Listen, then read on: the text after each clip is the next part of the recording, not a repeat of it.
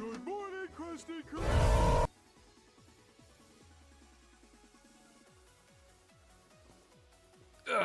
Okay. I can smell you. And on cue, there's the Custodes man. He's so sexy. Give me a moment. Boom. Done. Hello there. Thank you. I appreciate you. No, not yet. Thank you. Hello, everybody. Hello. Come on in. Come on in. Missed the previous stream as I was at the movies. Well, I hope you had fun at the movies. Did you see the dinosaurs? I did, and we'll be talking about it today. We will be talking about it. Not exactly what I wanted revealed for Custodes, but I'm happy. If it was a Custodes reveal, it was going to be vehicles. I knew that for a fact. Yeah, I knew. They might have got the Sagittarium, which are the ones with the heavy bolt, like the bolt guns. As like a weapons. I was hoping for the Terminators. I know you were hoping for Termies, buddy. I'm sorry. Yeah, I know. I am going to say this though. I do want to say this though. I was at my friend's place because we were helping watch her kid while she was getting a last minute assignment done. And I was looking at the YouTube chat because I was watching it on YouTube. Holy fuck! Some of y'all need to calm the fuck down. I just turned it off during the stream. I didn't pay attention to the chat at all. Skip the fantasy stuff. Skip the AOS stuff. No one cares. Shut the fuck up. Oh, God. I'm glad I turned off the chat then. Yeah, genuinely. Like, party poopers, the lot of them. Holy fuck. I'm not interested in this thing, therefore no one's interested, which is actually a really common, like, I've ranted about this, so this is like a really common issue I have with people covering 40k stuff, is like, well, I don't play, like, Kill Team or anything, so, like, obviously no one is interested in Kill Team, and, like, that's not how that works. It's part of 40k, you fucking numbskull. Or, like, I don't play AOS, so, like, obviously, like, the AOS stuff shouldn't get any time. I'm like, no, people play AOS. Like, people are... You know, I shouldn't use numbskull as an insult because there is a YouTube channel. Oops. But in my opinion, Orcs are the best. Love this. Go ahead. I was gonna say it's fine. You're due a little bit of, you know, slander and drama at this point. Oh my god, guys! Stay tuned for next week when Gremlin May fucking stabs you with a spear. You were recommended to me by a friend. Friends have been trying to get me into Warhammer for years, but I work 2 jobs and have 3 kids. I don't have the time to learn it all. Watching your content works. Thank you, and I'm glad it works for you. That's the whole point of it. Also, with 3 kids, I don't think you're gonna have the money. Yeah, you're not gonna have the money with 3 kids. Mercury Soul, thank you for the follow. By the way, I did see you. We are just getting like ourselves organized. I've had a bit of a morning, and then an afternoon. Hello, and greetings from the army. Hello. Early to a stream, nice, yeah. We're just gonna be like chilling for a minute before we get into the meat on what came out today. It wasn't as hot as it needed to be,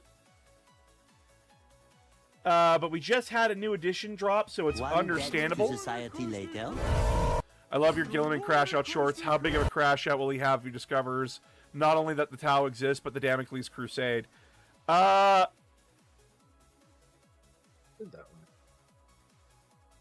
He wouldn't have that much of a crash out about yeah, I did do a video on. Yeah. I did a need to know on the Damocles Gulf Crusade, but not a Gilliman reacts to the Tau.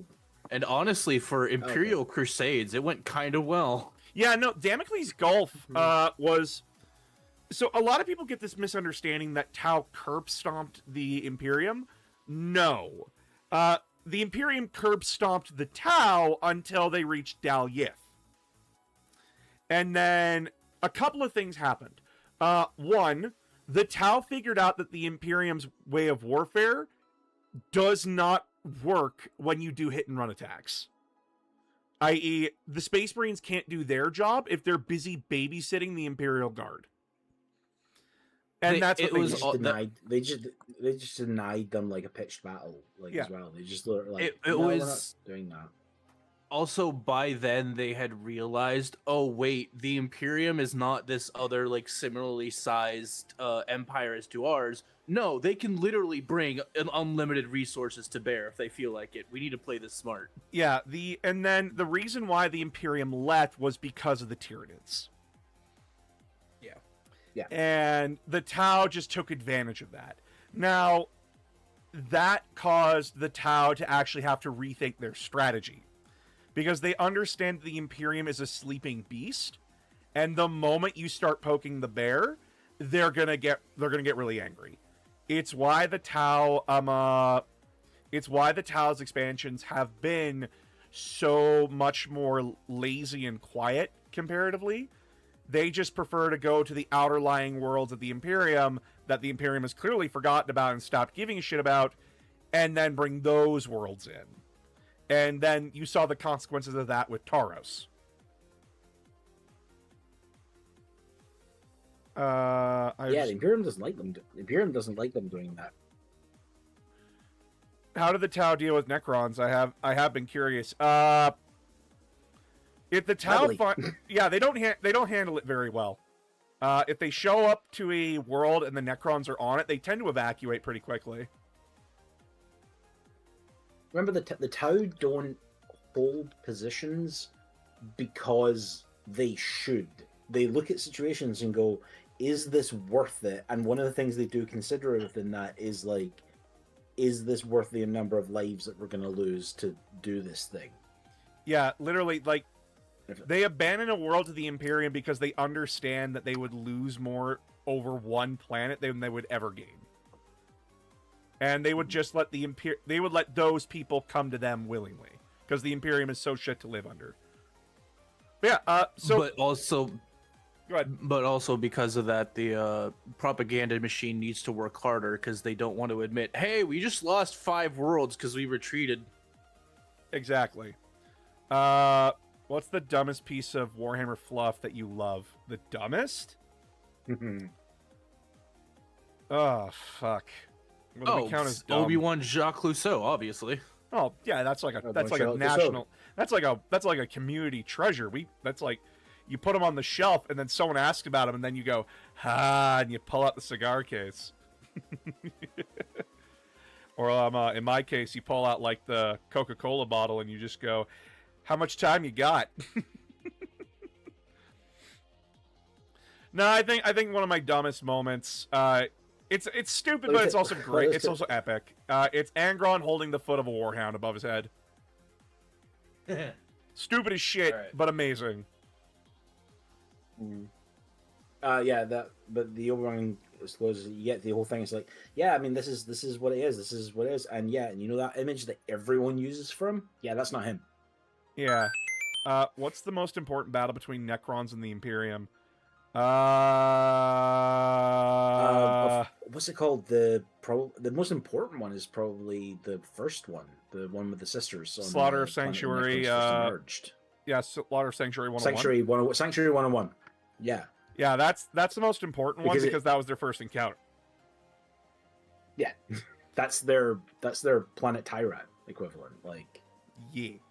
All right, but let's get into the reveals today. So for those that don't know, we had our big summer preview today.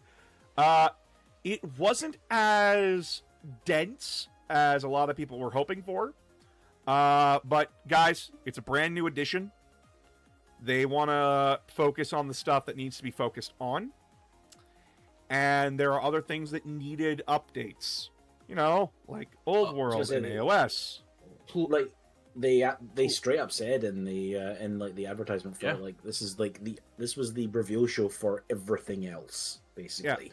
So because they also brought up that, hey, things are going to be more spread out. This is going to be a 4-year cycle for the 11th edition.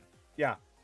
So do not expect when we get reveals, they're going to be chunky. But then when we're waiting for reveals, they're going to be a long time coming. It's basically going to be like the Nintendo Directs now of reveals. Which, by the way, good news on Nintendo front. Due to their increased sales, every Nintendo employee just got a 10% raise. Ooh. Curious. Good for them. But, so, anyway. So, probably what I think they're probably going to do is for the first year, we're going to see probably at least one every month to get each faction into a playable state, and then silence for a little bit. One Exactly. debt to society later. Who throws question, like my friend keeps throwing questions, Orcs versus Necrons, who wins? Hell if I know. Yeah, whatever. Like, Depends on who's writing it. Depends on who's writing it. But yeah, Necrons are supposed to find Orcs an incredibly frustrating fight because they're not logical. Oh, my mic is... Anyways. Give me a moment. Sorry. Yep. Nope, it's just how my mic's going to be. Cool. Awesome. All right, but let's get into this properly, chat. Let's talk about these new reveals. We have 1, 2, 3, 4, 5, 6, 7, 8, 9, 10, 11 things to talk about. Some not in Boss, great can you share detail. your screen so that we're not on delay. Oh, you got it. Give me a moment. Yep.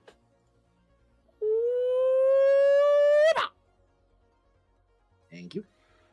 And don't worry, I don't have the porn up this time. Aw. That's fine.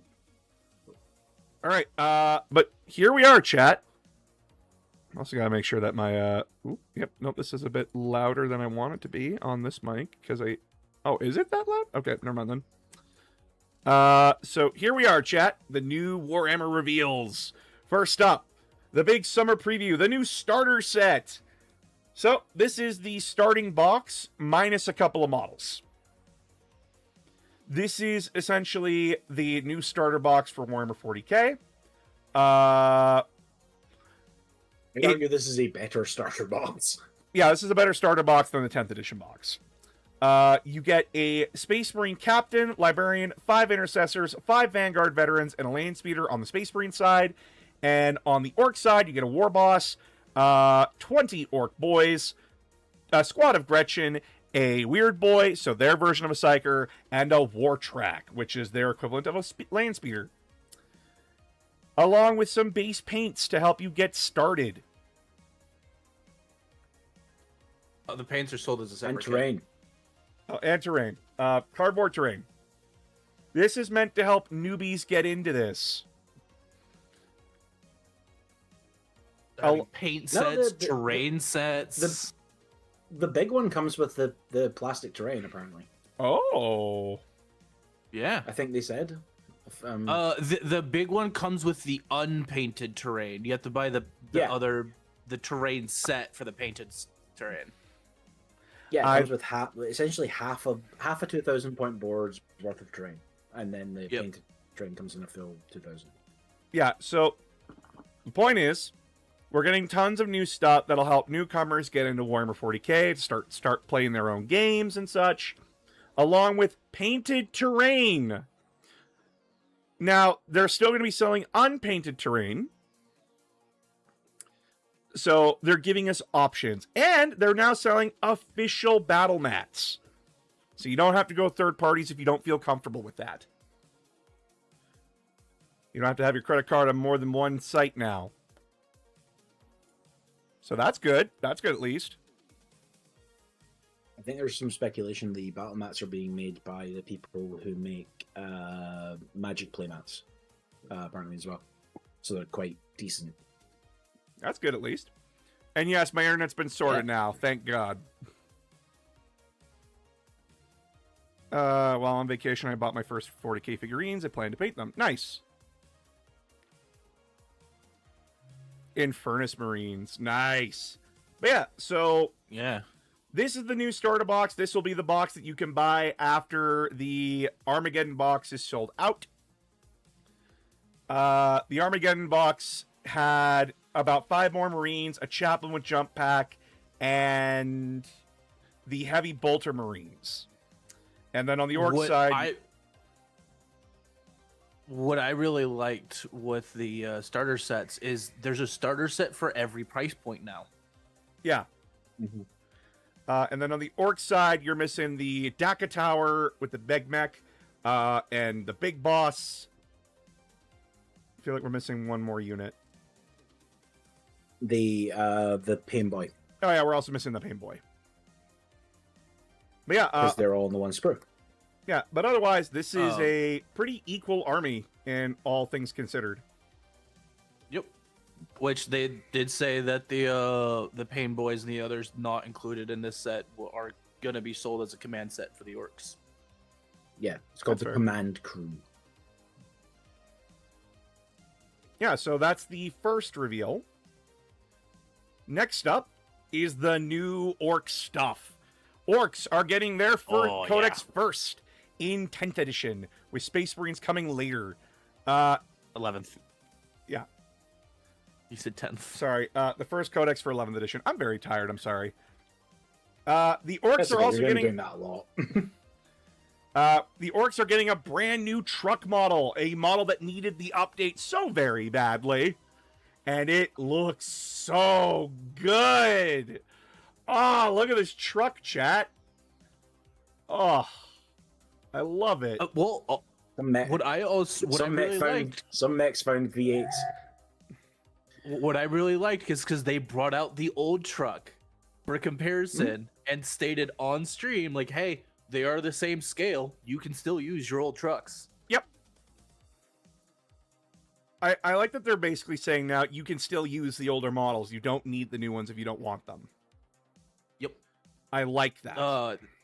Yeah, the only thing that would prevent you is scale changes, which they haven't really been doing. So, except for Custodes, but that's different.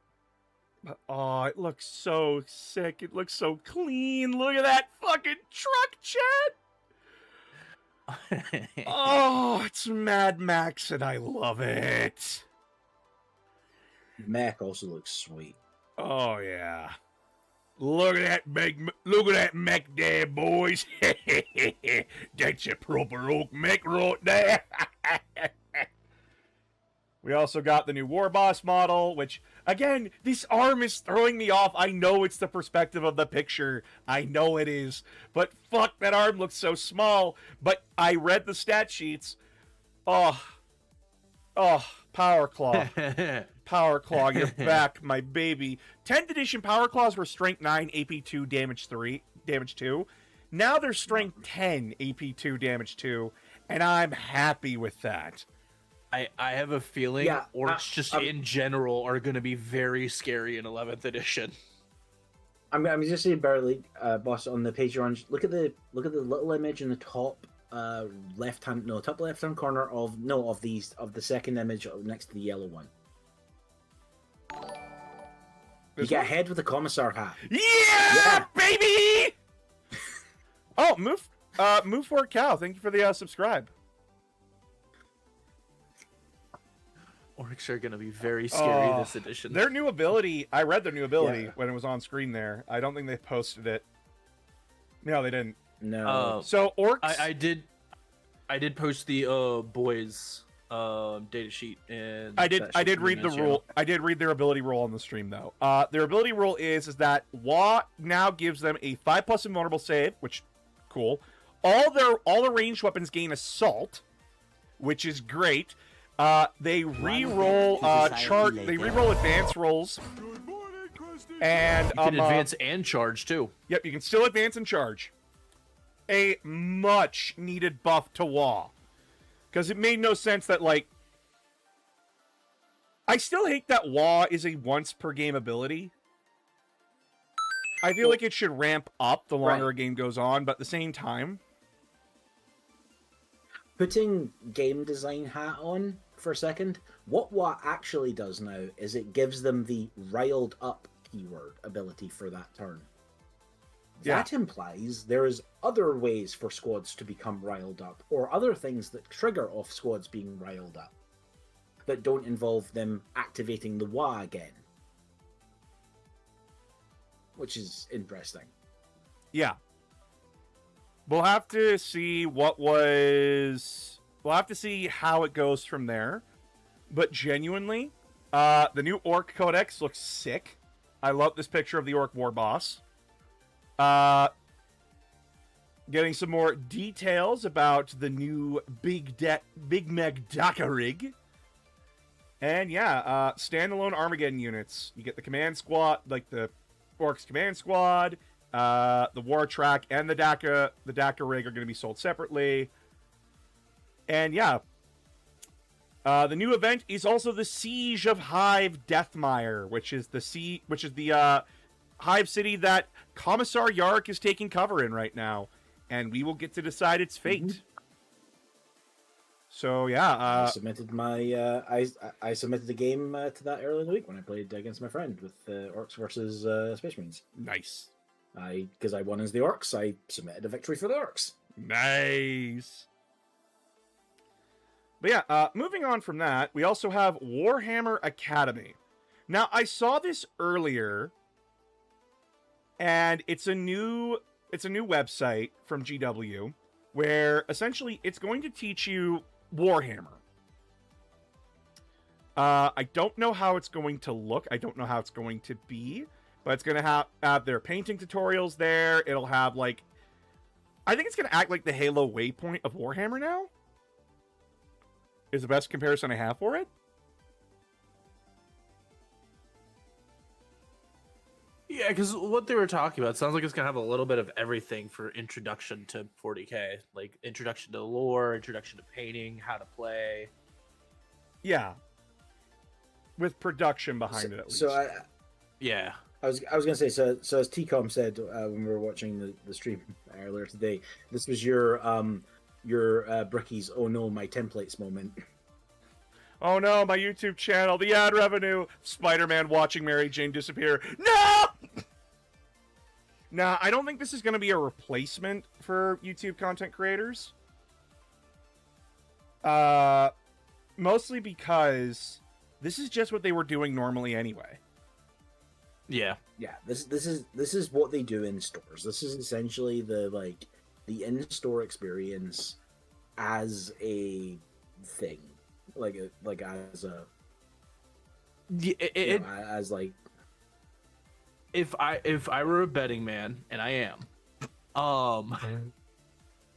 what they're probably doing is taking like some of the stuff that's on Warhammer Plus, like their like some of their lore videos, some of their painting tutorials, and taking those and making them free on this website.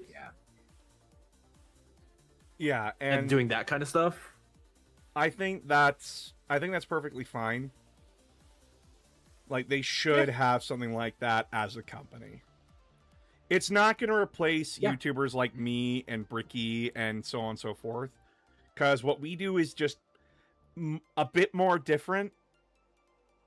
And of course, this is not going to be talking about like the advancer stuff or going into the same detail that we do. Because remember, also they still want you to buy the books to experience these things. Yeah, also they're smart enough as a company that they're willing to annoy their YouTube audience. They don't want to piss them off. Yeah. I said annoy, not piss off, Will. But next up is old world stuff. So this is Warhammer Fantasy. Warriors of Chaos are finally getting new models. Yeah. And the new starter box for Warhammer Old World is Cathay versus the Forces of Chaos, or the Warriors of Chaos, as they're called. In this box, you will get a champion on Demonic Mount, a aspiring champion with a battle standard, 16 Warriors of Chaos, 4 Chaos Knights, 1 Gatekeeper of Cathayan Warhorse, 1 Gatekeeper with Battle Standard, 20 Jade Warriors, 5 Jade Lances, and 1 Cathayan Grand Cannon with Ogre Loader crew. But, oh my god, these models got such a fucking glow-up, chat. Oh my god. If you played Total War Warhammer Fantasy, you have seen the Warriors of Chaos, and if the models in that game look like this, fuck, they look good. Yeah. Oh, they do a great job with these models. And then they got a dragon! They got a fucking dragon, chat! Oh. A two-headed The dragon dragon is very cool. I love that it's a two-headed chaos dragon. I am a fan of the the two-headed chaos dragon. I am a little whelmed. It is a very cool looking centerpiece dragon. It looks sick as F. But the chaos dragon in Warhammer Total War, and also that was like the old like metal chaos dragon model. The two heads aren't two distinct heads. It's one head splitting apart into two heads with like gunk and stuff going between them, and like it's like a really weird like chaos mutation thing. And this just looks a little bit like it's a two-headed dragon. You know what I mean? Yeah, I get what you mean. Still, it looks great. Oh yeah, like 100%. And you can get it with either a Chaos Lord riding it or a Chaos Sorcerer riding it. You also get the new core rulebook, the new Battle March.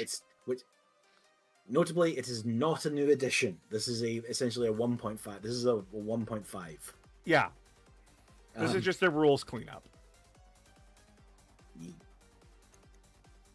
They also get their own codex, which is good. Nice. This is not a codex. This is what they call arcane journal, which are for like they're different sizes, but like some the Catherian one basically was their codex, but arcane journals are like more akin to narrative supplements. They'll have a couple of new army lists. Like they're like small paperback versions of like the old Imperial armor books, basically, but like about a specific thing generally. Okay. Well, either way. And Battle March is now their introductory 400 to 700 point size game. Basically, the starter box is a battle march, two Battle March armies going up against each other. Either way, the point is, if you want to play fantasy and you got into it through Warhammer, Total War Warhammer, Warhammer The Old World is what you want to play, and this new core set is probably going to be a good starting point for you. Yes. But moving on from that, next up was Blood Bowl. I know a lot of people don't know what Blood Bowl is. It's basically Warhammer Fantasy Football. We're getting some new models for that as well. We're getting a new mercenary that you can hire onto your team. Morgan Thorg. He's a bit of a bruiser. He's a bit of a brawler. He likes to punch people. You're also getting the Minotaur for Chaos teams. This big boy who's going to ram people and run them over on the field. Skaven are getting Rat Ogres. Look at that. Look at that new Rat Ogre, my Skaven friends. Not a lot going on. I appreciate the tiny rat on... I appreciate the tiny rat on the shoulder that has a piece of cheese. Oh yeah, the light green one. Yeah, he's got a little piece of cheese. That one has warpstone. That one. Yeah, purple's got warpstone, green's got cheese, and red's a lonely bastard. But yeah, no, like these are big guys. They're adding to Blood Bowl. It's a smaller update, but Blood Bowl's a smaller game. They're also releasing new mats for it, especially like new change rooms where your models can wait. Or if they're fucking dead. But yeah, Blood Bowl's fun. Very smaller scale game. You usually get a game done in like an hour or two. Very fun. Very, very easy to pick up and play. Next up is the one where my mod, I could clearly hear him coming from Texas. Yes. Literally. Adeptus Custodes get their new vehicles. Yes. I.e., they revealed 3. They revealed the Falcon Grav bikes, the new Carrier, and the new Telemon Dreadnought. Yes, the heavy dreadnought. Yeah, so this is the Telemon Heavy Dreadnought. To a Space Marine player, the equivalent for this thing is our Saturnine Dreadnought. Actually, they did a Oh. size comparison. It's only slightly bigger Yeah, but I'm giving a than the, comparison. Here. yeah. So this is a Custodes Dreadnought, chat, and these things are fucking scary. Very scary. I didn't quite hear what the new gun was that it was on it. Well, now it has 3 That's gun ridiculous. options instead of 2. Yeah, it has a Arachnus Storm It's Cannon,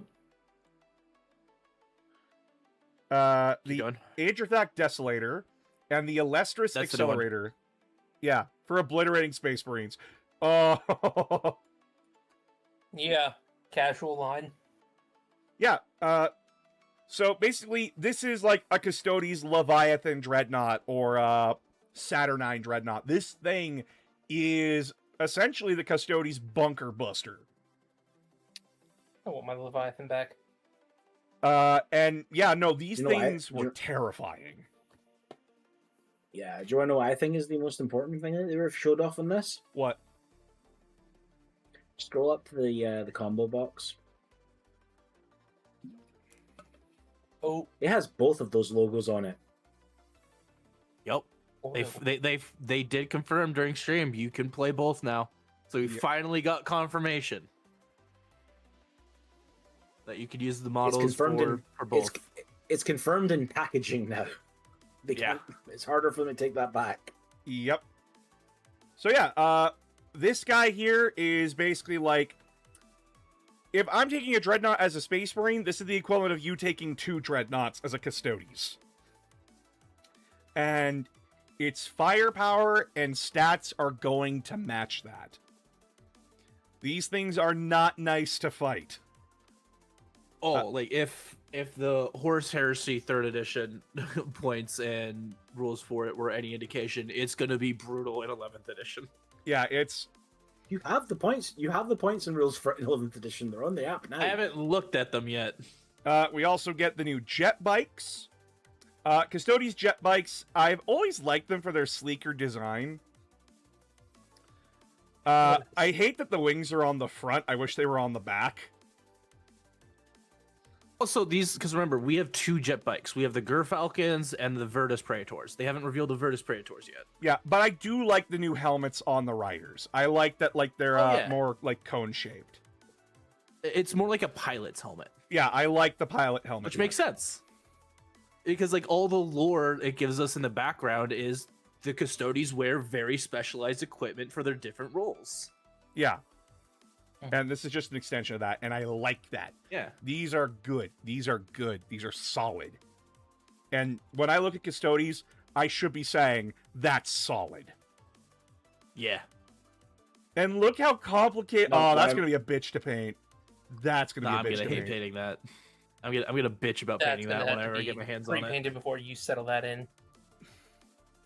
Or just don't. Fair. I also do like the You can get a lot- lance. You can get a lot. You can get away with a lot with just like going implying glow. Like Oh yeah. Oh, that lance looks sexy, and I can't wait to paint that. Oh yeah. No, the lance looks good. Also, the I mean, from the models, let's be you don't have to have them holding the lance anymore. They can just have it mounted on the bike now, which is really fucking cool.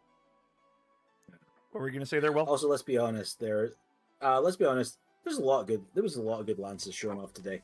Oh, a lot. There Yeah. was. Well, don't worry, we'll Yeah. get there. And then we have the Palace Grav Tank. This is the Custodes Land Speeder, Yeah. Mhm. and I'm gonna say this right now. Don't get mad at me. It looks like a pod racer from Star Wars. I'm sorry. No, you Does, are and I perfectly like- fine. I do not get me wrong. I like this stupid little thing. I like it. I like that vibe. I like the engines. It's just every time I look at it, I'm just like, this looks like a pod racer from the N64 game. And that's not a negative. That's not a negative thing, chat. I like this thing. I think the Custodes need something like this.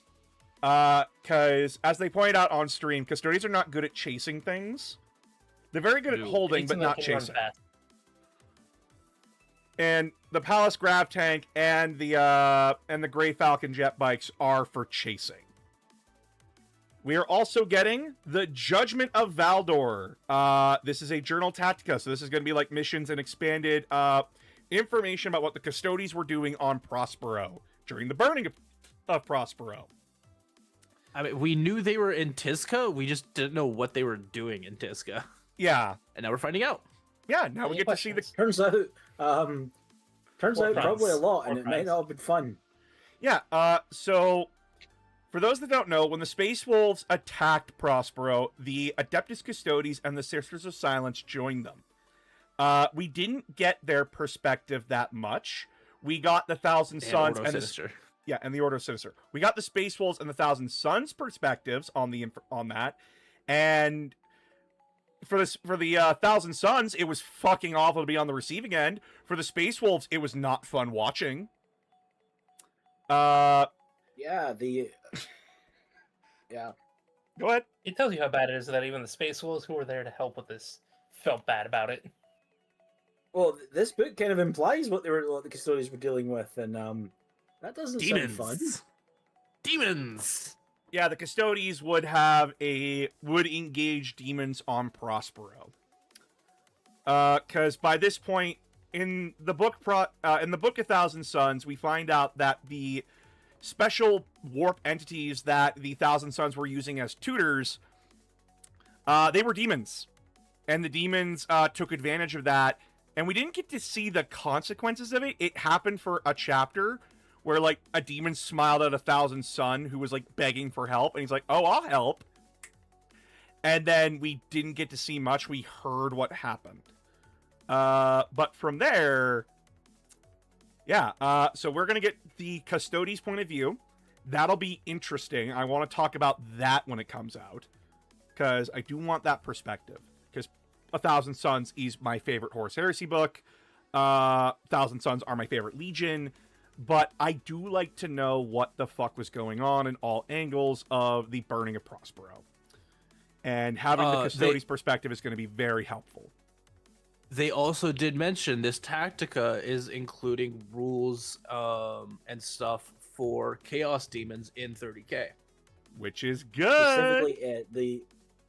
Specifically, the thing says it's a army list for Tzeentch demons in 30k, which is interesting because they've never done god-specific ones for 30k before. It's always been the Demons of the Ruinstorm, which is the generic, and we don't use the names because it's 30k and they don't know what everything's called yet. Yes. So I'm wondering if we're going to get like Prospero Burns, which introduces like the Tzeentch demons, and then get like what's the planet the Blood Angels get sent to? It's all corn stuff. Oh, fuck. Cygnus Prime or something like that? Yeah, it's about to say. Like that book. And it's like, That could definitely be the corn one. That would definitely be a good one. Yeah. Now you get a corn list. We're gonna also do like the moon of Davin, so you get a Nurgle list with all the Poxwalkers and stuff. Ooh, zombies would be great. But yeah, That would be a good option. so moving on from this, because Custodes was a big reveal, we're also getting new Legion Imperialis. This is Epic 40k and a different skin. The Titans are now getting updated sprues and updated weapons kits. By the way, these Titan models look great. I think these Titan models look sick. Oh yeah. I'm never going to play Imperialis because I just don't have the time for it. And it's not a playstyle that I like.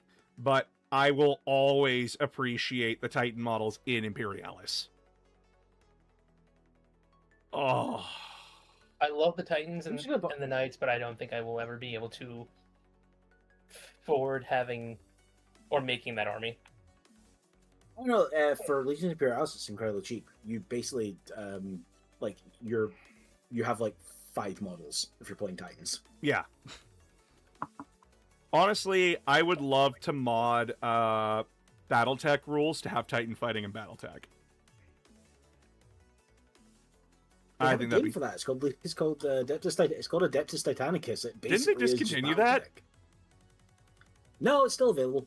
Oh, cool. This is it, and these specifically come with the rules for both Legions Imperialis and Adeptus Titanicus. Oh, that's good. That's good. Supporting the player base. That's great. Now give us Battlefleet Gothic, you cowards. Anyway, I mean, yes, say it every time. but give us give us Battlefleet Gothic, and do not give us Battlefleet set in the Horse Heresy. I know that's what you want to do, and don't do it. I want orc cruisers. But anyway, Exactly. we are getting a new animation, The Butcher's Nails. This entire animation is going to be about the World Eater Berserker called McCrath.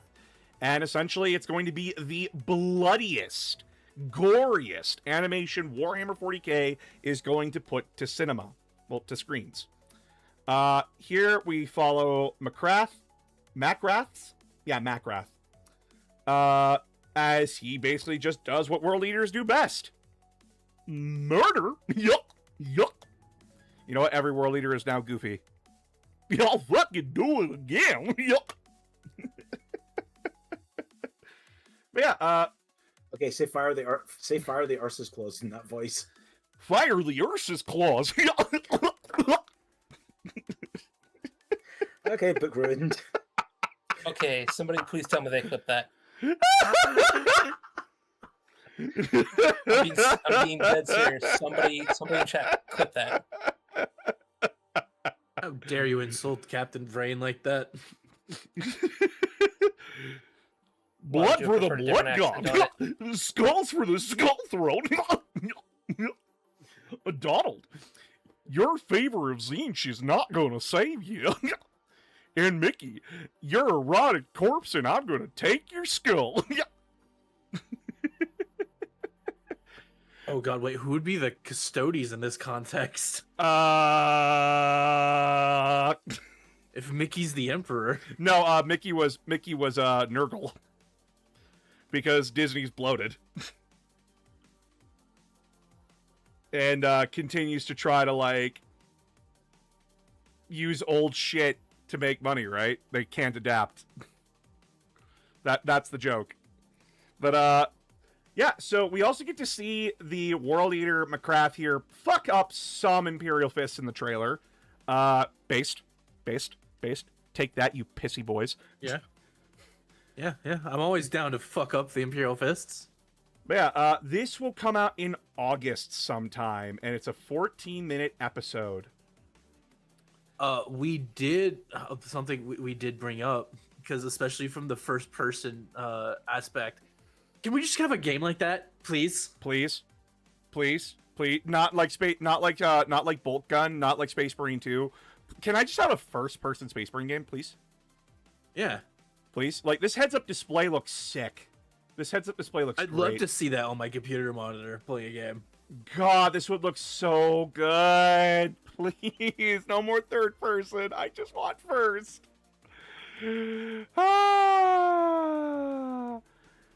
This is the inner chaos player coming out of me, by the way. This just looks so sick. Look at the detail on that model. Like, oh my god. This looks so good. Yeah, my wife is very happy. She wants to watch that when it comes out. Oh yeah, so do I. Now, as I said to my wife today, hey look, I can finally play AOS in the cheap. Ogres have come to Age of Sigmar. The Great Maw wants to be fed. So, for those that don't know, ogres in Warhammer Fantasy in Age of Sigmar, they serve something called the Great Maw, a giant mouth that is a meteor that came from space. That was summoned down on them. I can't remember if it was Cathay or the Empire that did it. It's a chunk of the chaos in the old in the old world. Is a chunk of the chaos moon that fell to Earth. The chaos moon is a moon made entirely of warpstone. Yeah. And it fell to Earth, and it basically they ate part of it, and then it basically turned the ground that it crash landed in into essentially the Sarlacc, from Star Wars. Apparently in AOS the Maw is possibly some sort of aspect of Gork and Mork, potentially, because they're from that thing. But like, it's not like the ogres don't care and the orcs don't care about having a philosophical argument about it. Yeah, they're orcs. If they're having a philosophical argument, it's more likely they're just punching each other over it. But yeah, ogres are supposed to be the big stompy army of AOS and fantasy. They are you get big stats, big models, but very little of them. They hit hard, but they're slow. Until you get Maulbeast Cavalry, which these look good. Also, they're not that. Also, if my memories of playing them in fantasy or anything go by, they're not that slow. The Maulbeast Cavalry, the one they have on the right, looks like it looks like it's realizing, oh, picture time, gotta smile. Picture time. Yeah. I'm a Warhammer. Gotta see what this person's saying because I can't read that. I'm sorry. Give me a moment. In Warhammer Fantasy, the ogres, they were supposed to be perfect warrior species, the positive of all of the human-like races, and chaosing the old ones, making them instead hell nah. All right. But yeah, I mean, that's... okay. But yeah, like, so ogres are getting their army in AOS. They're getting a brand new character called the Red Maw, the High Slaughterer. Basically their whole shtick is that they grab tons of people and meat and bring it back to the Great Maw in sacrifice to it. And they just, like, pour all the contents down into the giant maw. And in exchange, they get magic power. Or bigger. Or bigger. They get You bigger. just get to be bigger. More something out of it. It's why we get models like the Butcher and the Cleaver unit. Yeah, ogres are not funny. They're actually kind of fucking terrifying. But if you want a smaller, cheaper army... Purple Demon actually figured out how to bathe. If you want a cheaper army, relatively speaking, and you don't want to run as many models, ogres are the army you want to run for AOS. They're very much... They hit really hard. They are really, really tough. But you're trading off board control for power. But yeah, it's really cool that ogres finally got into AOS. How are you feeling about that, Will? Since you are our fantasy enjoyer. You are the fantasy player. So I don't have an opinion about them being in AOS. It does mean there is a chance that the old versions of them might show up in Old World, which is fun.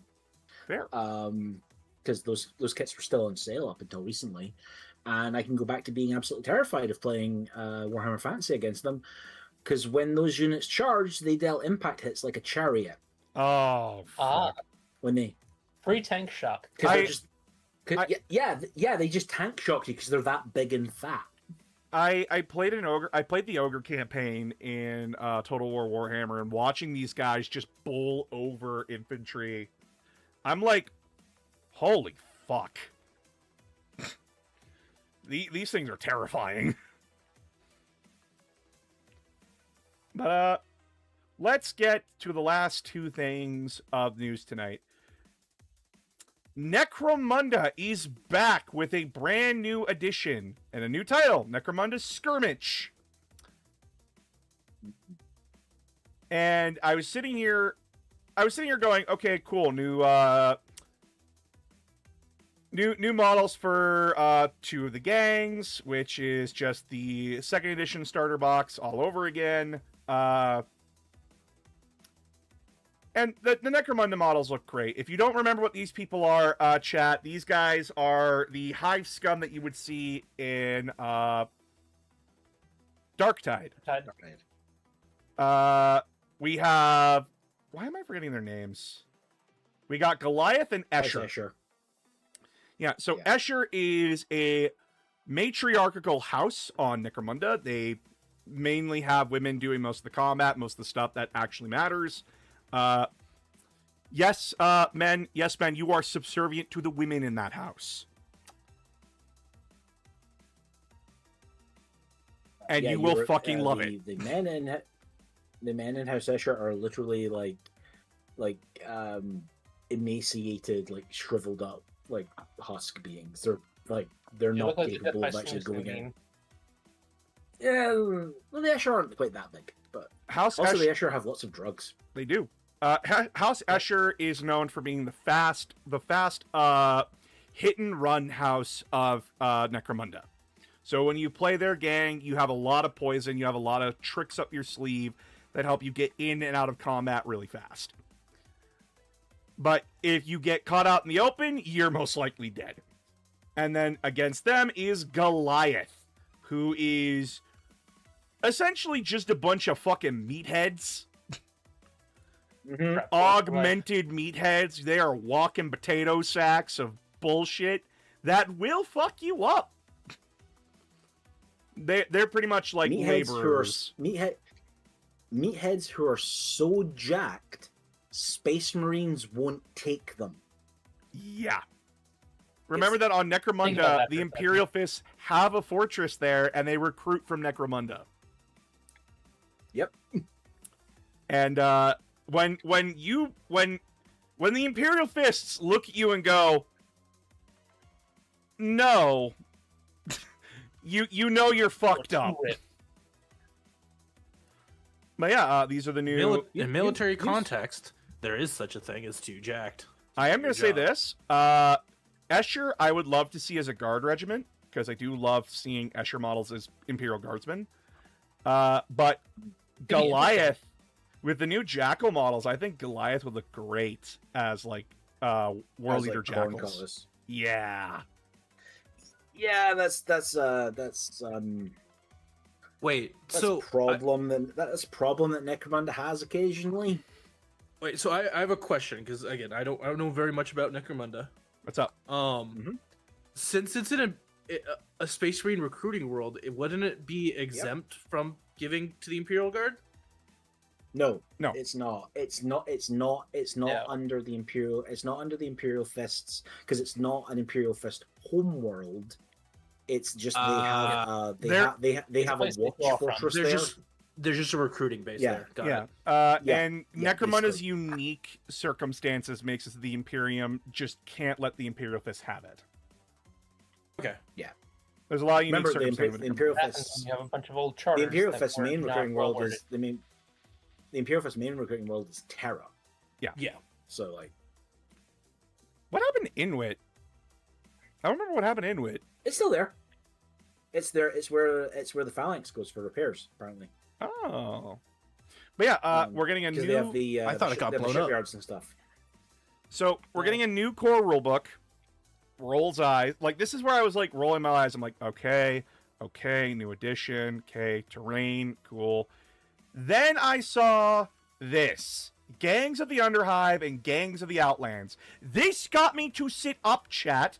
You know what the problem with Necromunda was for fucking years? I had to scour... Books. Yeah, 6 million books. I fucking hated playing Necromunda because I had to find 50 different books to play one gang. That drove me up the goddamn wall. Now, thank God, all your gangs will be in one of two books. You want to play anybody that's inside the city, one of the main houses, you get Gangs of the Underhive. You want to play one of the other freak shows on Necromunda, Gangs of the Outlands. Precise. Organized. What I fucking wanted. For years. And this... Oh... I don't mean to sound angry, but it was infuriating trying to play Necromunda. To the point where I didn't want to play it anymore, because it was so infuriating.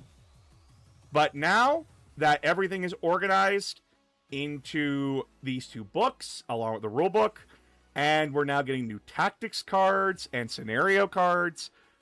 Oh. Chat, this was what Kill Team was before Kill Team came out. Each of your gangers have unique stats, unique weapons, a unique name, and every time you engage in gang warfare, your gangers get better. Or they get hurt and they get worse. And you don't have to play just as House Escher or House Goliath. You can play as House Orlok, House Van Seer, House Cawdor, House I don't remember what the Orpheus-looking dudes were called. Delac. Did I get all the names right aside from Delac? Yeah. Holy shit! I'm amazing. But yeah. Do you remember what the deal of each of them are? I remember House Orlok is more like your biker gang kind of deal. Yeah, they're basically California Cholo bikers. Yeah, Vansar is they're technologically advanced, but all their stuff gives them cancer. Yep. House Cawdor is the religious freak shows of Necromunda. Which is saying something, because it is an Imperial homeworld.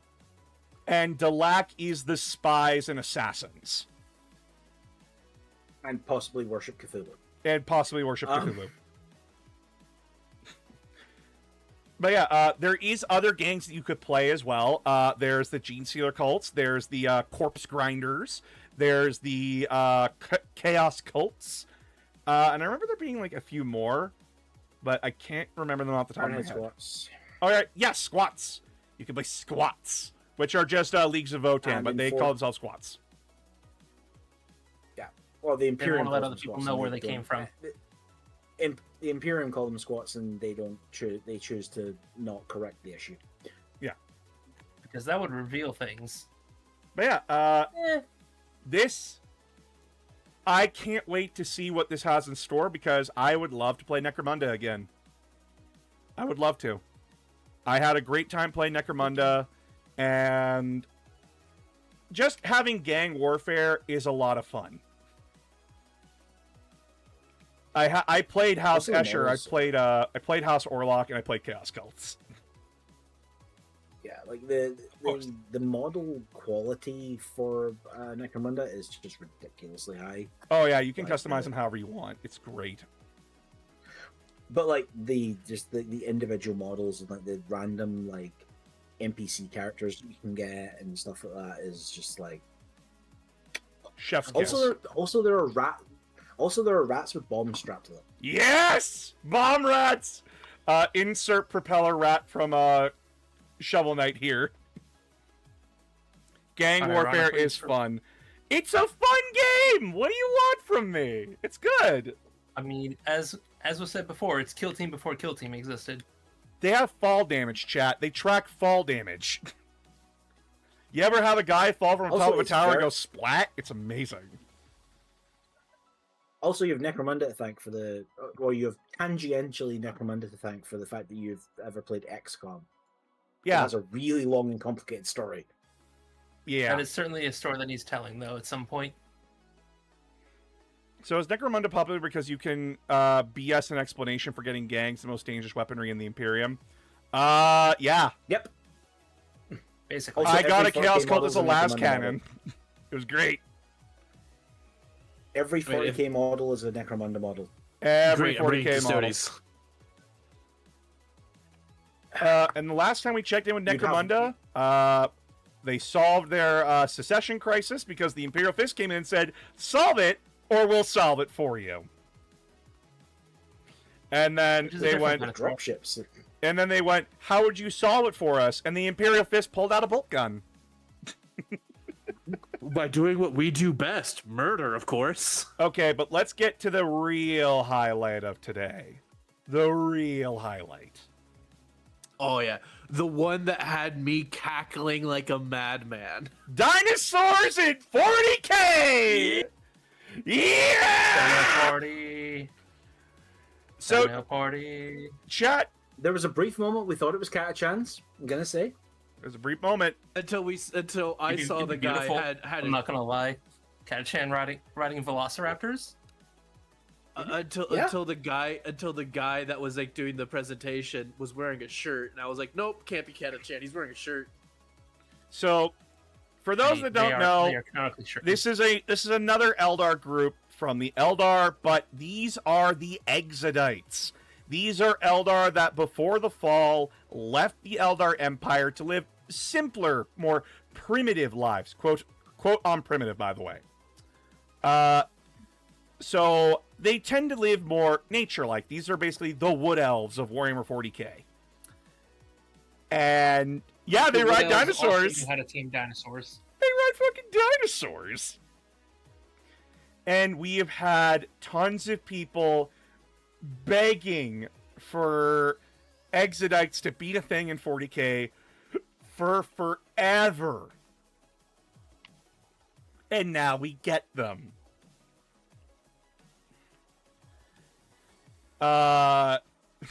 We get a clan blade. They're not going to be they're probably not going to be a full army. There'll be like a thing like Corsairs. They're a thing you add into Eldar armies. So don't start people like they're like, oh, they should release all the units for them. I'm like, no, they're probably just going to be like a little like splash of a conditional thing. This is going to be a splat. This is going to be a splash piece in your army because at the end of the day, what's the difference between Eldar Guardian Squad and Eldar Exodite Squad? They're the same thing. They just instead of bikes, they use fucking raptors. Which, by the way, I know a lot of these kill team boxes are going to be bought by people and made into shining spears. Oh yeah, 100%. I know that for a fact. The Dragon Riders are getting rules for 40k, so it's just like fair. But yeah, we also got a Stone Singer here, which is probably their spellcaster. Then we also have their Lace Stalker, which is a sniper.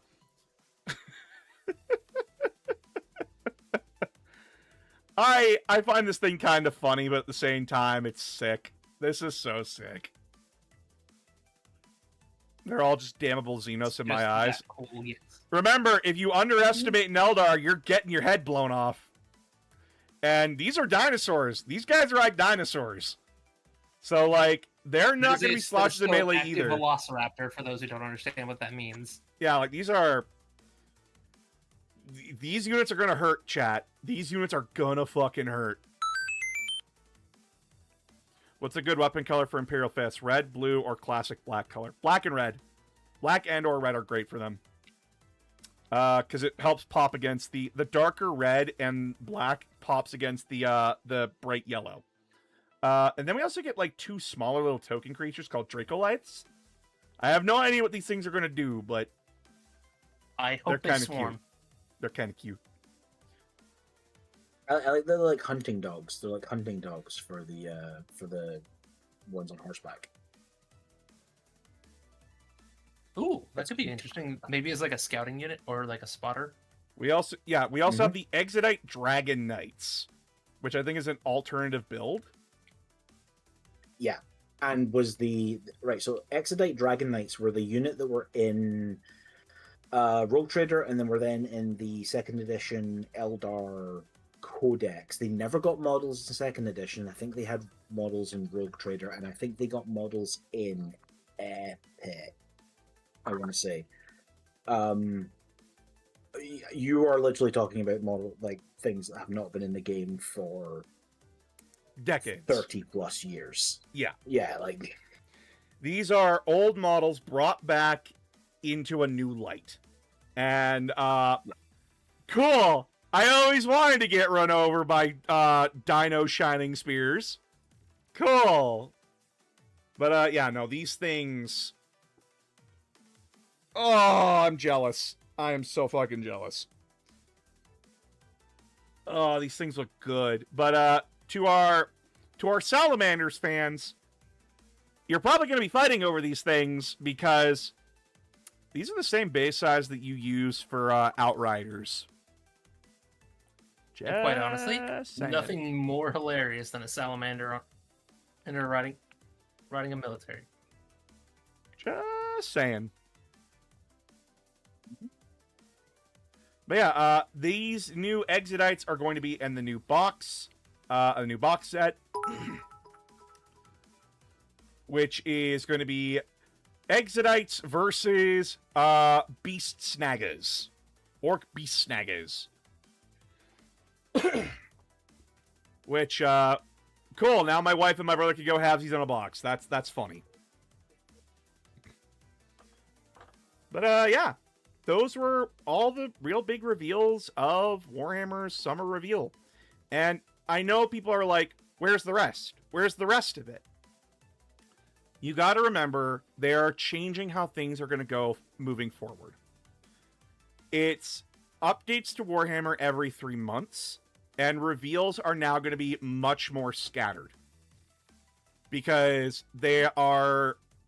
I kind of get where they're coming from. It's not good to have reveals, like, every quarter. They should be doing it, like, every 6 months. It gives the development teams a lot more time to get shit working, and it gives them a lot more time to design stuff, get stuff ready to go, and go from there. Plus, it'll teach you fuckers some patience. Because looking at the YouTube chat, holy fuck.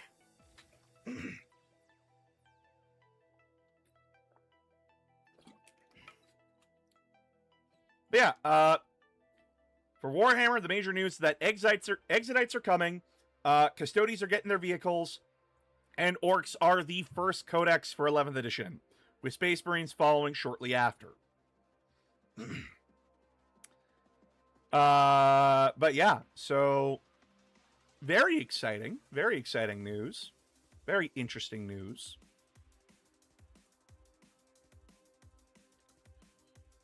Very exciting. Now there's fun. Now for the orc stuff, that's the thing I'm One excited debt for. to society later. But announcer, I need my rune priests and longfangs. You could buy them already. But I want my new GHB now. I want my Quillen Terminators. Yeah, after that, the next big update for Warhammer Old World is that Chaos is now a playable faction in it. Always was. Well, it always was, but they're getting new models, so that's great. AOS, you're getting the Ogre Kingdoms. Blood Bowl, you're getting some big dudes. Necromunda's getting a new edition. So yeah, like that's the big major news. A certain diabetical man is losing his mind right now. Who? What? Diet. I think it's a Per Hammer reference. Or One of the hosts on that show, but I think Brad is. Oh. First time I've heard of it. Which is exactly how much attention I'm paying. Yeah. I am exciting for my buddy to ram his 10-inch +1 advance and charge Telemons into my poor Necron warriors. Yeah. Was there any actual release dates for this stuff? Nope. No, like the closest we got was Custodes saying later this year. Orcs will probably be next weekend. Like, oh, Orcs go. You got until July Orcs go 13th. first. They gotta be faster. Oh, I know that's Hive Deathmire. Yeah, the Orcs will be at the end of the Deathmire stuff, presumably. Yeah, so Orcs will probably be like beginning of July. Custodes, you're coming out. Probably end of next month at the earliest. Yeah, this is going to be like the stuff that comes out over the course of summer. Oh yeah, how powerful are the Custodes? Tabletop-wise or fluff-wise? Tabletop-wise, a Custodes unit is the equivalent of a Space Marine Terminator unit. And much better than a Space Marine Terminator unit. Much faster. Square bases or round bases? I prefer round. Yeah. Like, square is fine for, like, you know, stuff like Old World where you need everything closely packed together.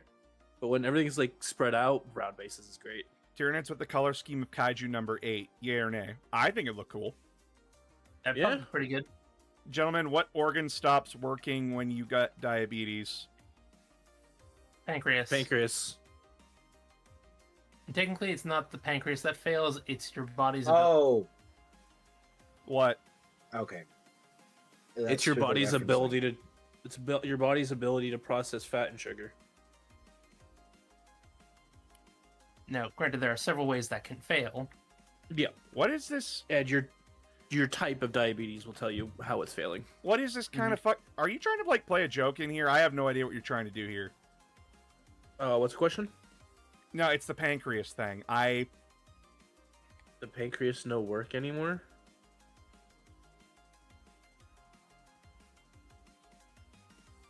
I don't get it. I mean, Pancreas no works. Who the fuck are you talking about? Genuinely. what? I think I've heard. Oh, that they're a name YouTuber. before. That's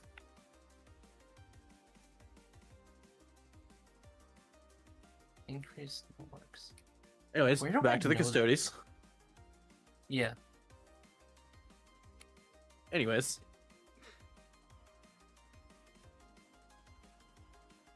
Okay, yeah, it's a YouTuber I never heard about. Okay. Don't tell me you don't know the biggest Eldar simp known to man. Believe it or not, I don't.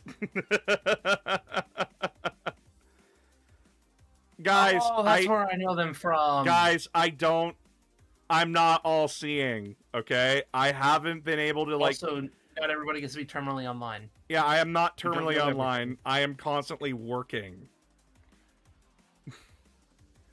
He's pretty funny. I'm glad. If I see Joe Cat in his channel, like him talking to Joe Cat, he's probably a chill dude.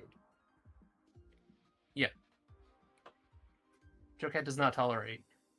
Yeah, like if Joe Cat vouches for the band, then I think he's fine. Let's say, I thought.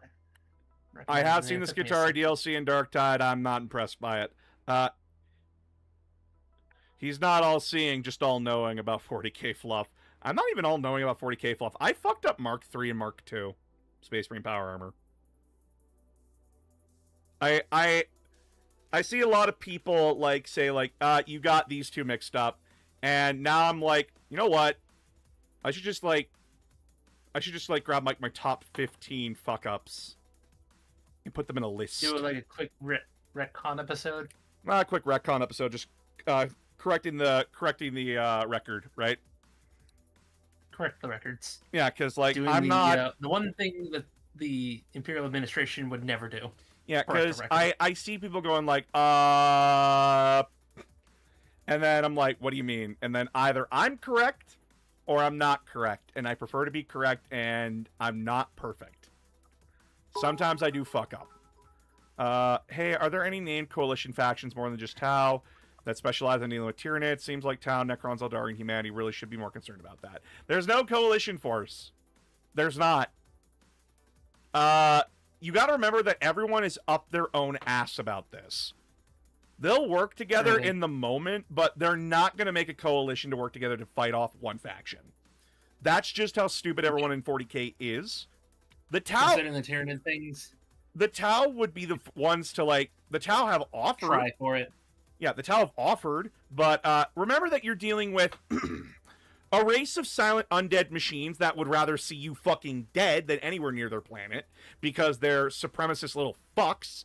A race of snooty high elves who think you're lesser than them because, and I quote, well, you haven't been here long enough, and we know how to deal with this better than you do.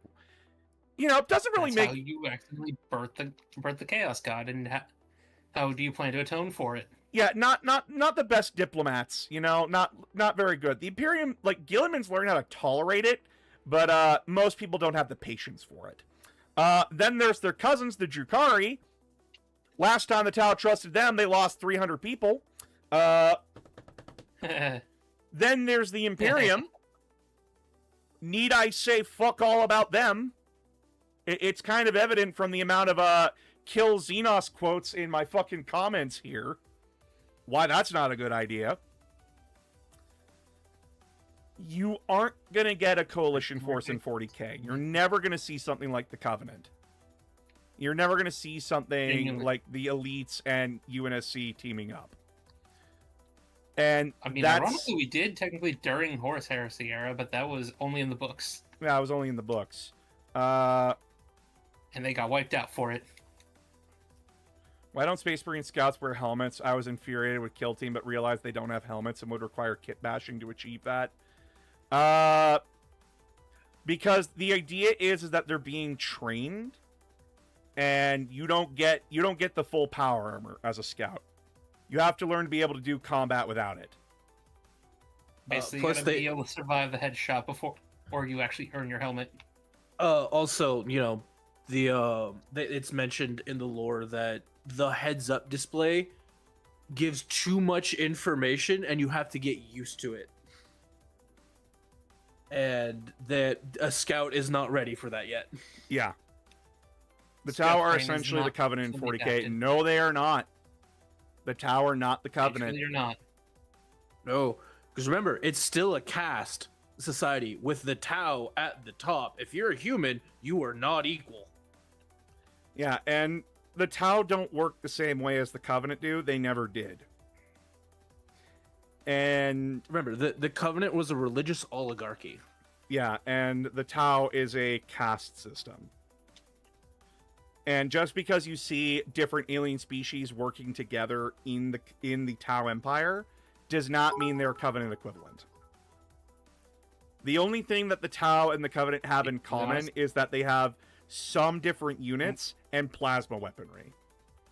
But by that logic, the Imperium also is the Covenant. Because we have different kind of units and different kinds of mutants and such with plasma weapons. Break out the abhumans. And occasionally hire Xenos mercenaries when it suits us. It's a rogue trader thing. Because remember, if the Covenant would more often than not go scorched earth. The Tau don't go scorched earth unless they absolutely have to. Because they actually want to use the planet. They are not communist either. Get a new joke. No, they are they are definitely not communists. Communists don't tolerate fucking caste systems. Jesus.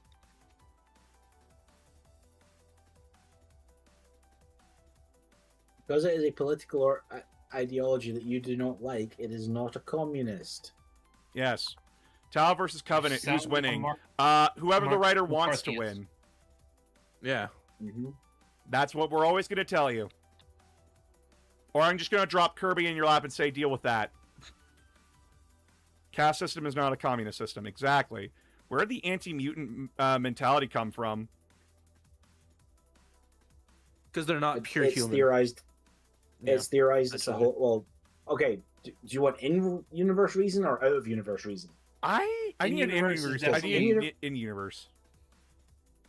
In universe, there's a theory that it arises from the horrific stuff that was that happened during the Age of Strife.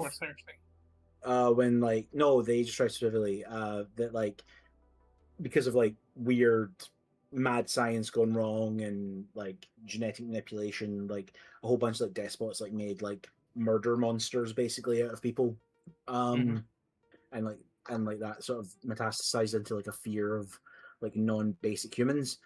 Out of universe, it's because the Imperium are Nazis. Yeah.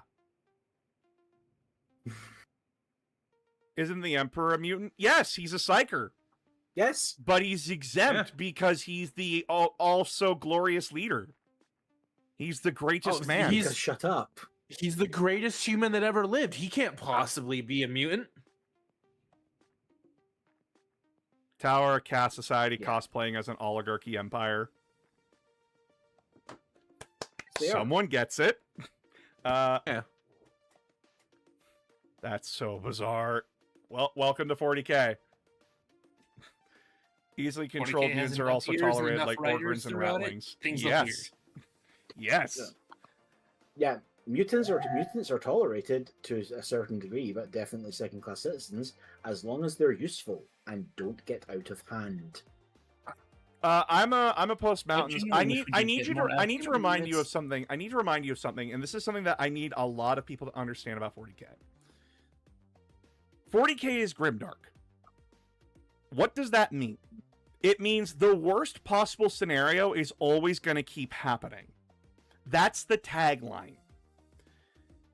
There's truly no hope. If there is everybody only started wall. getting a brain and actually started working together, we wouldn't have 40k. The idea is that 40k is the universe where everyone can't stop fucking up. It is a universe where the worst of the worst are in power. It is a universe where no one gives a shit.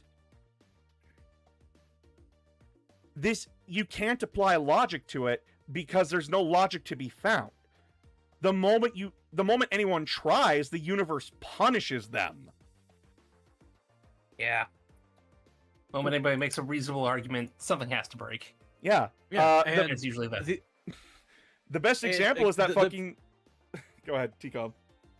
Yeah, and like the only people that do are rational human beings either A, don't last very long because they get lynched by the religious mob, or B, they aren't in a position of power to change anything. Yeah, like for example, someone who had a really rational idea was an Imperial Guard commander in the Yarg book, the guy who was burning away the jungle.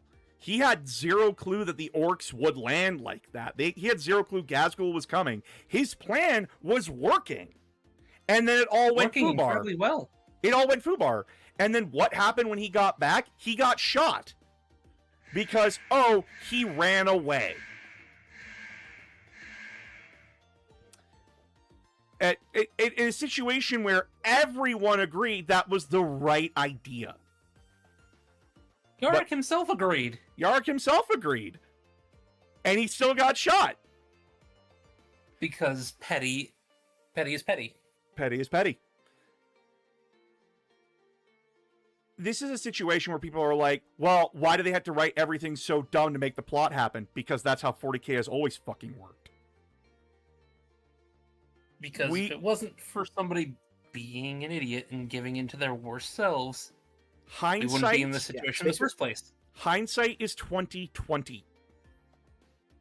Yeah, like Space Marines in the original conception with this idea that if the 1980s Thatcherite conservative government was taken to its logical extreme, they would strip mine and drug and Clockwork Orange indoctrinate the worst of prisons and yobs to be essentially pro-state violence. That's the whole concept of what Space Marines are, is this idea of taking children, indoctrinating them, and setting them loose on and just go and commit violence in the name of the state. And this is why I have to keep telling people, referencing the Nazi kinder programs.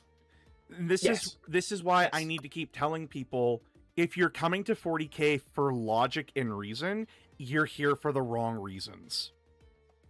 Yeah. 40k is always... The idea is that it does piss you off. It's not supposed to make you feel good. Because we need because remember, all the expanded media is to help you buy models and give you a justified reason for blowing your opponent off the table. Everything comes back to the models. Also, it's a very British look at war and the state specifically, but also war in this idea that 40k, for all it says, there's only war. 40k doesn't like war, or doesn't say that war is a good thing. Yeah, no, to a certain extent, again, to compare it to something like Halo, a property primarily made by North Americans and specifically Americans, the game's kind of by the way you're putting chief site are sort of yeah, this is a just war and we are good for going and fighting it. That is the plot of those games. Yeah, to a certain degree. There's moral depth obviously in the expanded universe, but the games themselves are fairly that. Yeah. 40k is no, the protagonists are terrible people. Yeah. Like, guys, when I say the Imperium is evil, I'm just stating a fact. The Imperium itself would tell you it's evil. They willingly told us that. The writers themselves, from the very start, from first edition, they state it openly. The Imperium causes 99.9% of its own problems. Whether it be human rebellion or fighting never-ending wars. Because the Imperium is an empire thrashing about before it dies. Okay, they have literally had to put the whole it is the cruelest, most regime imaginable. Like, it's in the opening text of 40K. Literally. We're gonna say they're TCOM. Sorry. Okay. Yeah, so like perfect example for like how the Imperium thinks, but also like the people within it think, is from the first chapter of the Emperor's Legion when you are following the Chancellor for the High Lords and the Senate Imperialis, and he's like basically like, hey, I'm eating grapes. For the amount of money I paid for this single, I forget what a group of grapes are called. Bunch. Yeah, this single bunch of grapes, I could have solved a hunger crisis on a dozen fucking planets. But it is expected of me to be able to afford these kinds of things and show it off. Otherwise, people will see it as weakness and try to kill me. Yeah. And again, like 40K does state from the tagline, everything sucks, you will die and you will not be remembered. Because no one cares. And I know a lot of people look at that and go, then why do people like 40K? Because there are still interesting stories to tell within Warhammer. The background, Warhammer is a sandbox to tell stories within. The detail... There are fascinating stories you can tell with what does it mean to be a good person, quote unquote, within that system. Is it possible to be a good person within that system? And the answer is, it's complicated. We love characters like Commissar Kane. We love people like Ibram Gaunt. We like Diocletian. We like Diocletian. We like Titus. We like we like Amberley Vale. We like all these people. They're likable people, but they're likable people that will turn around and shoot someone in the fucking skull. Without hesitation. Without hesitation. Titus does not hesitate to bowl people over. He's a rational Ultramarine, but he won't hesitate. I love Gilliman, but if Gilliman said oh yes, I could fix your planet, I would tell him straight to his face, fuck off.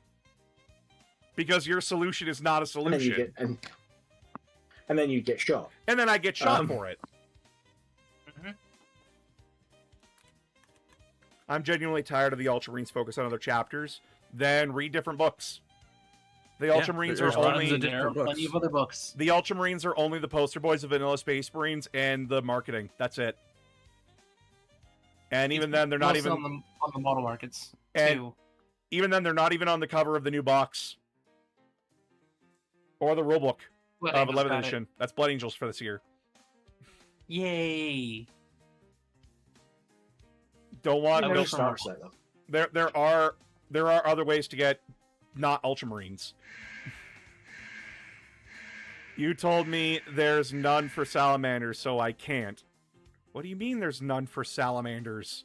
They have what? 3 books. They have 3. They have an entire series, and then they have that entire series again in the Heresy. I said there was no codex for them. They have to use vanilla. Here. There's a difference between them having a codex and them having actual fluff books. Boom. Yeah. Salamander, Fire Drake, Nocturne, Rebirth, Short stories: Fires of War, Hell Knight, Prometheus Requiem, Burning. Anthologies: Tome of Fire, Salamanders the Omnibus, Lords of Nocturne, 2024. Boom. And then you get several books for the Horse Heresy.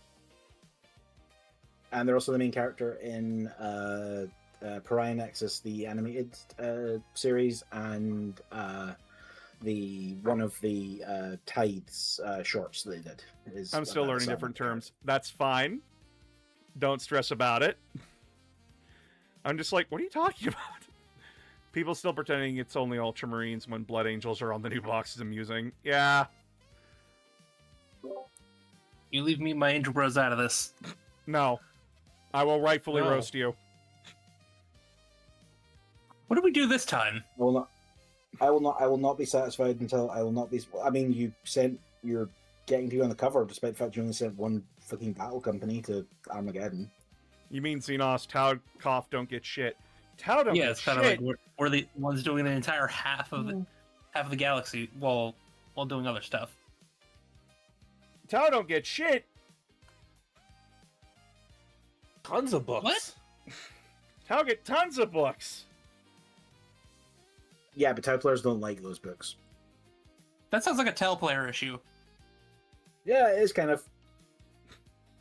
Why don't they like you don't the like Tau your own books? That's pick it up with something else.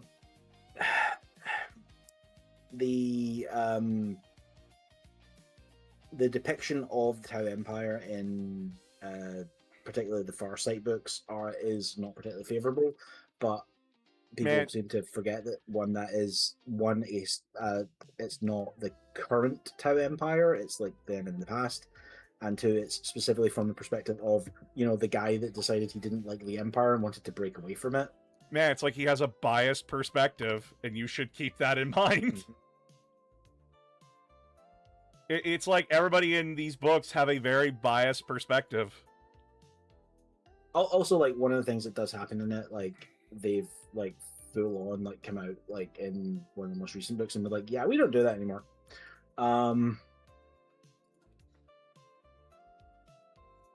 Yeah, like, I want to make it very clear to people, Warhammer is a sandbox for us to play in.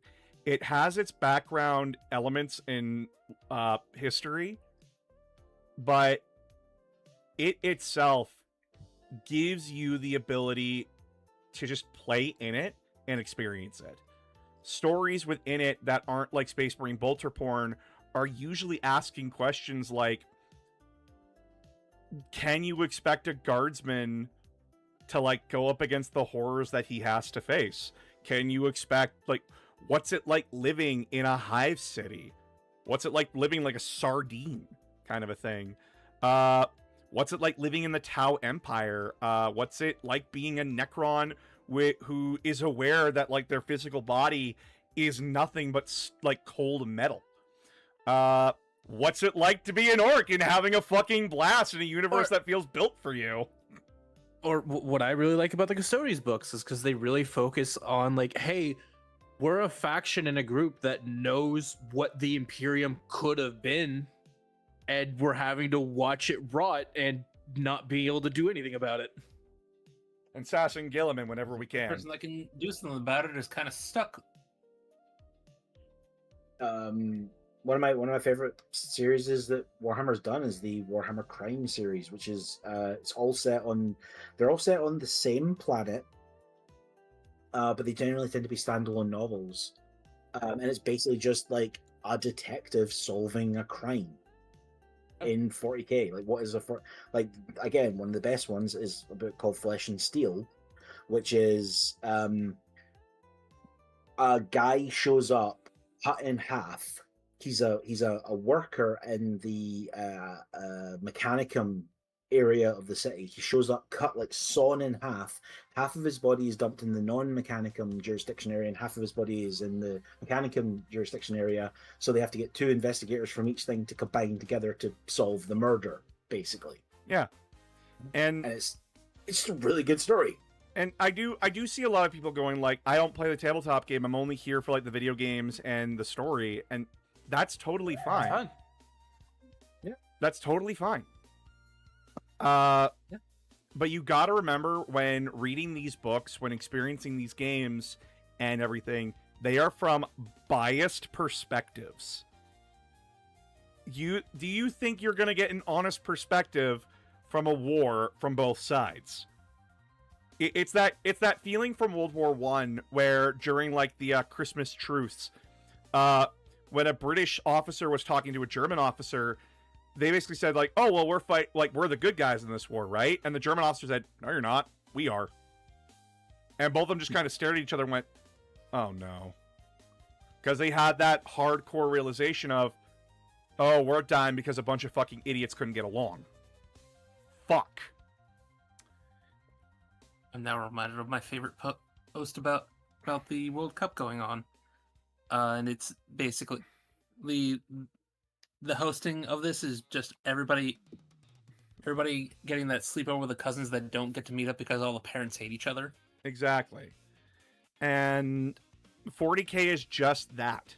But instead of those two talking to each other and going, "Oh," 40K is, "You're a fucking dead man, you filthy fucking Xeno." And the Xeno goes, "You came onto my fucking planet, asshole!" And vice versa. No, it's our planet now. Our planet. Flag. Insert Rodney Rotten. "How much do I owe you?" "It's free." Into the fires of battle, into the anvil of war. Salamanders brought me into the world of 40K, so I still want to put a Salamander army together one day. Love the video games and the books.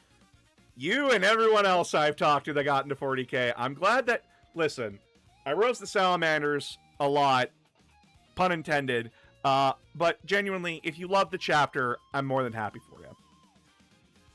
But we were the Imperium, we were here first. You roast the Salamanders about as much as they roast the Eldar. Yes. Especially their children. Oh man, I can't kill that. That's a child. Oh no, he's got a knife! He's got a knife! Hello there. Hope everyone are okay. Yeah, we're doing good. I like reading mostly fanfic. In 06, I helped a buddy of mine paint his orc army for 6 days straight, and we talked fluff, and that is what I desire from Warhammer. Chat, read, and enjoy. And that's more than fine. I mean, there's some very fun Warhammer fanfiction, if that's what the sites you're after. Oh man, let's look up all the Gilliman hentai. I'm kidding. Listen, we all know that half of it's the boring vanilla him and Ukraine, and the other half is the really weird stuff that you don't want to admit to ever having on your computer. One moment, I'm just going to delete my search history. Let's look up. Let's let it not Google search for the Exterminatus to furries. Nah, furries are fine. I'll take hanging out with a furry over half the shitlords that try to claim 40K. Yeah. Because when all is said and done, a furry is just a regular person that dresses up on the weekend. Or Space Wolf. Or Space Wolf. That is always true. Wait, I looked this up for like months ago. It's mostly Rogue Trader character. Also some Titus stuff. Yeah. But yeah, like 40K, Warhammer 40K is always going to be that series that throws a lot of people off because a lot of people aren't going into it with the mindset of, oh, this is a biased perspective. Because again, how the fuck would you know that? It's only through hindsight and experience that me and tons of other 40K veterans have, where we go, oh no, this is awful. Oh, fuck. And it's why when people are like, they're shocked when I tell them the Imperium isn't justified in what they're doing. And they're like, what do you mean? The Tyranids, cool. Yeah, the Tyranids are a threat. How does that justify Everything them turning their own people into servitors? Justify that one to me. Justify, like, how fucked up the Imperium is. Like, I show them all the examples of the Imperium being awful, and they're like, I never encountered that. I'm like, yeah, welcome to 40K. These How are... much do you think the average citizen knows? Exactly. It's a lot. And I like to help people. And it's why, like, unless you're being an asshole to me, I'm not... I really hate this when I'm talking in my comments, because I feel like I'm talking down to people when I'm not. I really fucking hate this because text is not a good way to convey stuff. But when I'm talking to people, I try to make sure I'm not talking down to them or make them feel like they're talking down to. And sometimes I fail in that, and I apologize. You genuinely don't know. If you don't know, you don't know. And it's like me. I can't expect everyone to read every book because I can't read every book. Are you fucking kidding me? I'm having a hard enough time as it is. I had a hard enough time as it is keeping up with all the updated events. And it's why, like, someone said, would you talk about comics, please? I'm like, no, never. That's what he has us for. Yeah, like, I get a lot. There's enough of us that can cover other stuff for him. Yeah, because, like, And there make him are go through it. There are some 40k books where I just want to fucking die reading them. Not the author's fault. It's just that sometimes there are stuff that I don't like reading or listening to. So speaking of Battle for the Abyss, Good transition. Yeah, like for example, Battle of the Abyss. I read that book because I'm like, I have to find something nice to say about it, and it'll be a good penance. But yeah, no, I sat there through that book, and I'm like, Ben, why?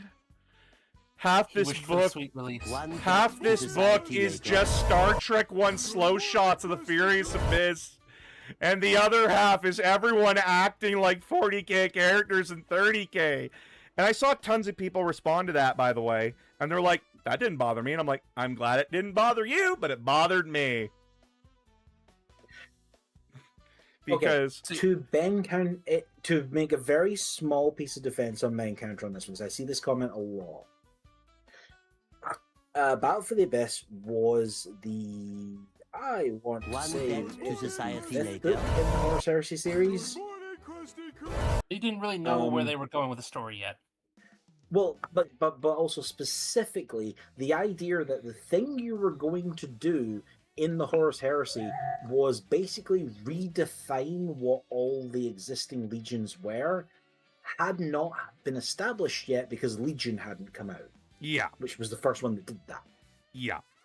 So, like, the expectation that all the legions would be different had not actually been presented as a thing. Yeah, and at that point. Yeah, and that's why I cut him some slack on that. But then, if I'm still bored with the book, I'm still bored with the book, right? Yeah. It is a genuine criticism to have of that book, because I could make the argument that then you write those characters differently. How would they act in the past? Don't just go with, oh, it's an Ultramarine. Because these aren't the Ultramarines of 40k, these are the Ultramarines of 30k. How did we go from X to Y?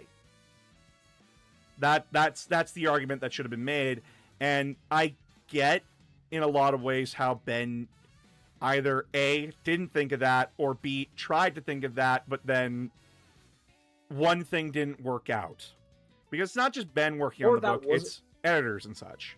I was gonna say, or that wasn't the editorial direction that he was given. Like, genuinely, that made me laugh, because yeah. Like, also, remember, for that book, what had come up to that point, and what had come out for 40k at that point. You had tons of 40k content to pull from, like, hey, how should these characters act? Whereas in 30k, at that point, you really only had the first 3 Horus Heresy books. Which, again, is only about the Luna Wolves. Yeah, like the Luna Wolves, like, there's a little bit of the Emperor's Children in it that then gets expanded in Fulgrim. But like, none of the other stuff was, like, established. And, like, so therefore the only, like, writing about those chapters that existed were Gray McNeil's Ultramarine trilogy and William King's Space Wolf trilogy. Yeah, and again, my main criticism of the book is that it's just really boring and dry. Yeah. There's not a lot that happens in it, and then the ending of the book is rocks fall and everyone dies. Which cool. What's the point? What was the point of this book? It feels like a waste of time. And again, I do want to say this again. I just want to say this again. If you like a book and I don't take that to mean that I think you're bad or that I think it's garbage and that it doesn't deserve to exist. If you enjoy something I do not, it is not the end of the world. You have a different brain from me. The thing I would say about it is, like, I think it should have been a short story, but then I also think Flight of the Eisenstein should have been a short story. Both could have been a short story, yeah. And like that's actually a really good example of that, right? Yeah. So we'd had first 3 books which are about lunar wolves, and they basically do invent like Dan Abnett and Graham and Neil talked about this, like, but they sat down together and they were like, what was the culture of the lunar wolves? Because that doesn't exist in 40k. Like, that literally just does not. Like, it is destroyed by the events of the Heresy. I will get to your question there in a second. Sorry? By the way, I see a question there. And it's like, but isn't like the point of 40k is that everything is pointless? Yes, but at the same time, this is supposed to be like the fall of the Imperium. Why are we following more boring Bismarck? Like Chase of the Bismarck. And they hype up the ship, they hype up the Furious Abyss as like this is one of the only Abyss class ships in the universe. And we do nothing with it, and it gets blown up, and like no one knows about it. Which, yeah, it's like if the British blew up the Bismarck and found out there's 4 more that also do nothing. Exactly. It just kind of, it feels hollow. And usually a 40k book should leave you on a dour feeling, but this was just a nothing burger for me. For me. Sorry. Will, it is one of those ones that well, it's one of those ones you said, and I'd thought, which was like, so like, they would create the culture of the lunar wolves, and we explored that for 3 books. Then the Emperor's Children and the Death Guard show up, and they're basically just the proto versions of what they are in 40k. They're what they are in 40k toned down slightly. Yeah, very slightly. Yeah, like Mortarion is already basically the Grim Reaper, like talking through a vocalizer thing and feeding people poisons. Like, he is not like, he's not complicated. So like, and the thing is as well, what's really interesting about Battle for the Abyss is I don't think it's a particularly good book, but I think it is a worse book because of decisions that are taken subsequent to it. Like you said, having the multiple other Abyss class battleships, we don't know that when that book was written, the intent wasn't that this was the only one. Yeah. And that then by the time Dan Abnett comes to write No Fear, he's like, nah, they get 3 more. No, it was Betrayer where that was. That was Graham McNeil. Sorry, not Graham McNeil. Okay. Aaron Nipsky Bowden, because he wrote Betrayer, I think. Okay, fair enough. But like, that's a subsequent decision that was taken. Yeah, it was Aaron Nipsky Bowden that wrote Betrayer. Yeah, and this is again, hindsight's 2020, right?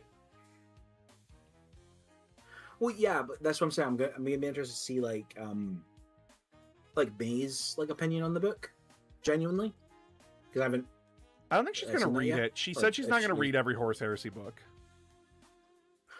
That's the one I'd be really interested in seeing her opinion on, because you want her opinion. I think a lot of people go in. I think, yeah, because she doesn't have the additional baggage of knowing what else happens in the Heresy.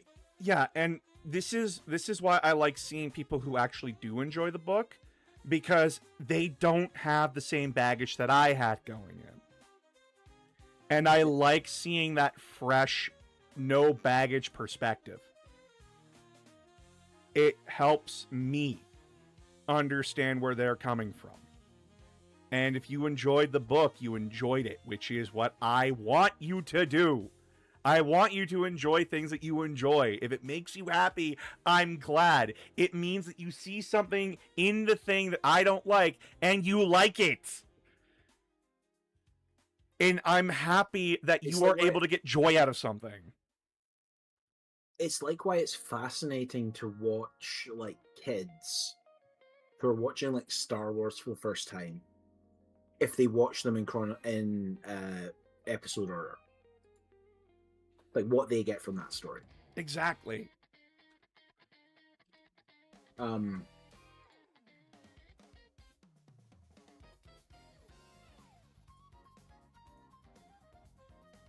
I want everyone, like, I like hearing the different opinions about people, because I've met people that say Horus Rising is a boring fucking book, and I like Horus Rising. I think Horus Rising is great. Mm-hmm. My friend read the book and she's like, I can't enjoy this. And I'm like, why not? And she's like, it's very dry and very wordy. I don't enjoy that. And what she means is that, like, it takes a long time to explain things.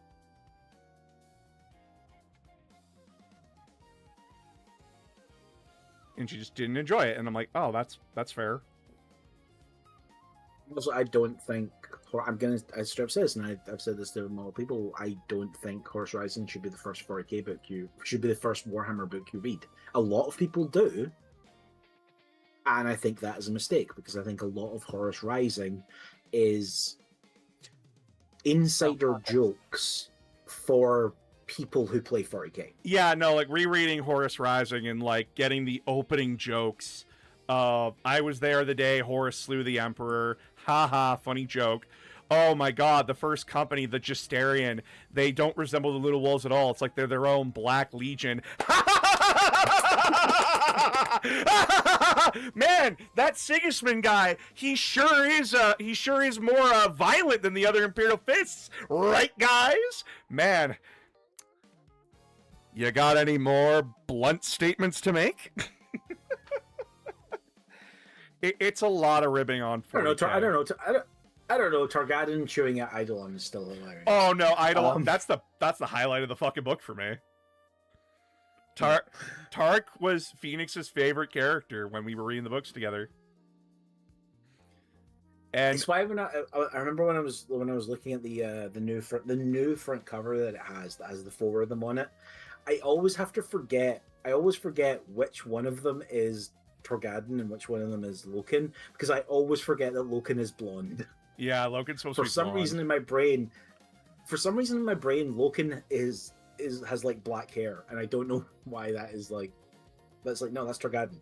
Thoughts on the Eisenhorn books being a good starting point? Eisenhorn's a great starting point because you're getting the perspective of the Inquisition. I think Eisenhorn is the best starting point. I think Eisenhorn or Gaunt's Gross are the best starting point for 40k. If you want to get into the universe of 40k, Eisenhorn's great. If you want to get into modern 40k, it's Dark Imperium.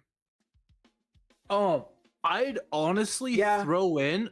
I'd throw in the first Ultramarines Omnibus in there too. Yeah, that's pretty good as well. Yeah, I think my personal opinion is that I think what's his name, Dawn of Fire is a better intro to modern 40k than Dark Imperium, because I think Dark Imperium again is a bit like Horus Rising, where it drops you in and expects you to catch up. It expects you to have read the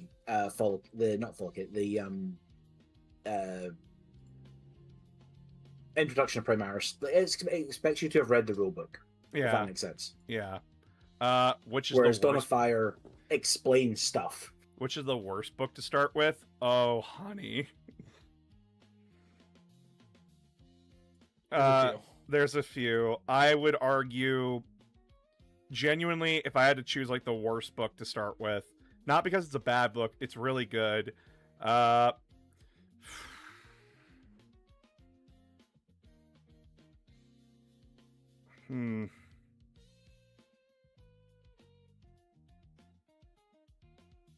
wouldn't recommend the Iron Warriors trilogy. I wouldn't recommend the Iron Warriors trilogy to someone just starting out. Yeah. Go first. Yeah. Good books. I think. but, like, I also think that you should read at least one 40k book to start you off, then read Caiaphas Cain. Don't start with Caiaphas Cain. No, yeah. Because you need to understand the grimdarkness of 40k, and then when you read Caiaphas Cain, it's a comedy.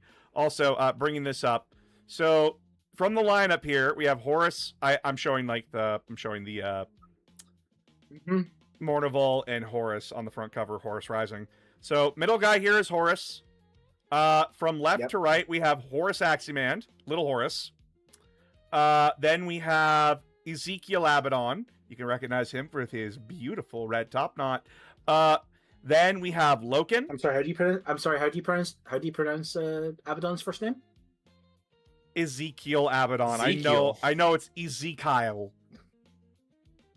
It's not even that. It's Ezekiel, according to the guy who does the audiobooks. Which fuck off. No, fuck it's off. not. It's Ezekiel. Then we have Loken over here with his blonde hair. He's beautiful. And we have Tarek Torgan, who is best boy. I will hear no arguments. Tarek is best boy. I started with Caiaphas Cain. Well, I'm glad that you're still in 40k. It's just family drama and Empire, if you want to summarize it. Oof. So they use fusion as fuel. Can they... What's up there, Will? I was convinced for the longest time that the Heresy, the last line of the Heresy series, because Dan Abnett was going to write it, was going to be like Loken talking to like Cinderman or something, and he's like leaving, and Cinderman's like, "What should I tell them?" And Loken's last line is, "Tell them I was there the day the Emperor slew Horus." That would have been great, but that would have been much better than what we fucking got. Sorry, I just felt immediate rage. Mm-hmm. Fuck you, Erebus. Fuck you. I hate you. And I actually hate you, and I hate you from a narrative perspective because you don't actually suffer consequences for your bullshit. Oh my god, true.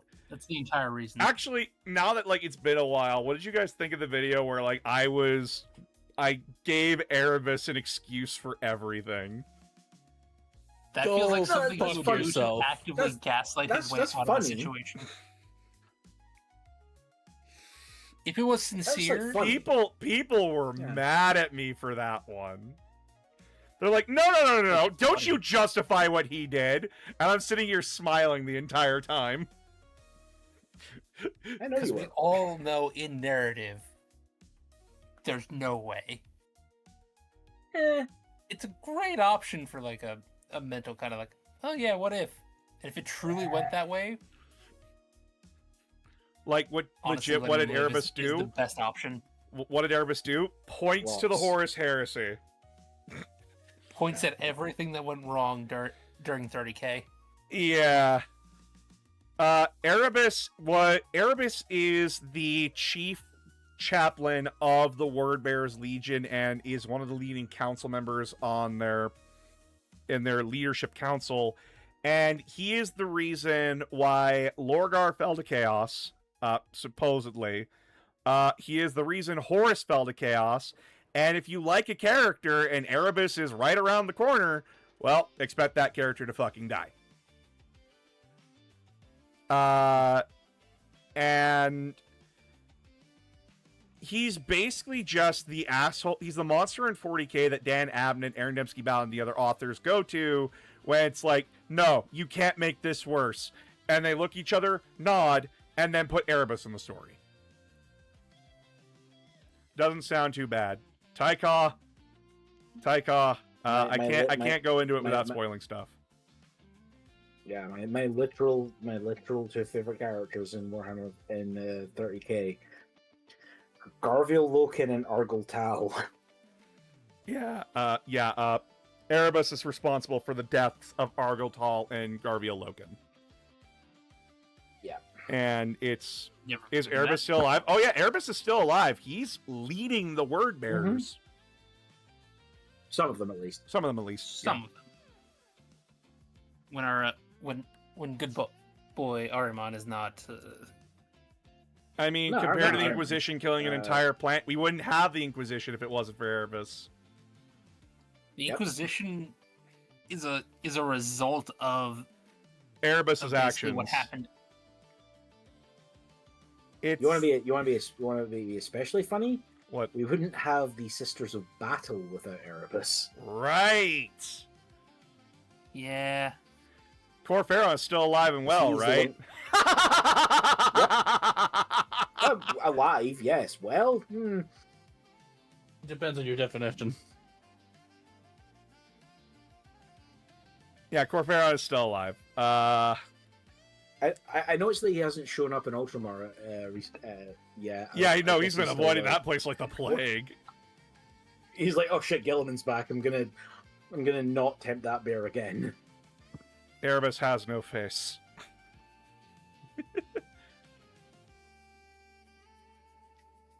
I want him to chill and read good books. Aww. We all wanted Loken to chill and read good books, but that wasn't in the fucking cards for him! I didn't think he was going to go off and have peace. I thought he was going to go off and be like a early death. Actually, so can I say something? There is a short little history blurb in the Chaos Space Marine 6th Edition Codex, right? Back when they had those in the codexes.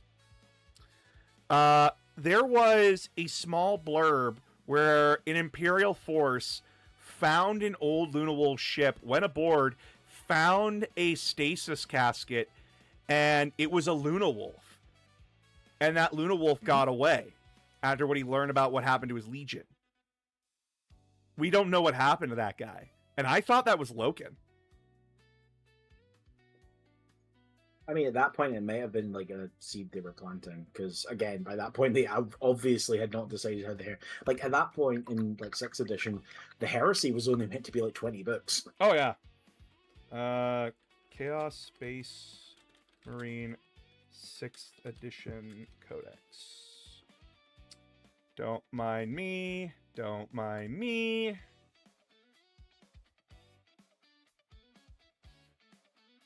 Nope, this is not the book. I used to have it, but then my dog like ate half of it, and I got really sad.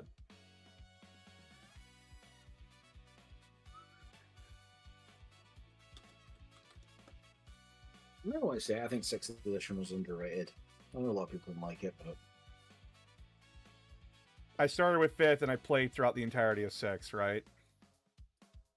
I mean, 6 was only 2 years, so like it's not especially hard. No, it's not. I won't ever fucking miss Helldrakes being fucking stupid as they were. Flow state. Loken put on ice like Reboot Gilliam and waking up in the current timeline would have been an amazing plot twist. It would have been interesting. Yeah. But nope, that wasn't his fate. I can't say what happened to him. I can just tell you he died. Because it's back in the past, and it's not a spoiler to say he died. Because a lot of people died in Horus Heresy. Fourth Black Crusade, The Shattering, Perturable's Plague, Red Dawn of Idriad, The Green Death, The Abyssal Crusade, Malachi's Folly. Fuck you, that's an ad. Why is Magnus red? I don't know. Why does Sanguinius have wings? Mutation. Hey, the trip through the warp did something to everybody. Or it was always meant to be like that. Why can Perturabo see the Eye of Terror no matter where he is in the galaxy? Like, that feels like a really weird and specific thing to give to a Primarch. Yeah, we still don't know why.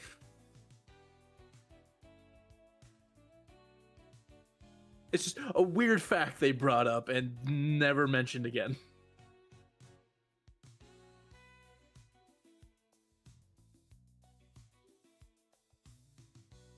It just dropped off and they really just didn't want to tell us. I mean, I bet it's like something like, it's like he can, because he can always see like the flaws in something, he's seeing like the flaw in the galaxy or something like that. Maybe.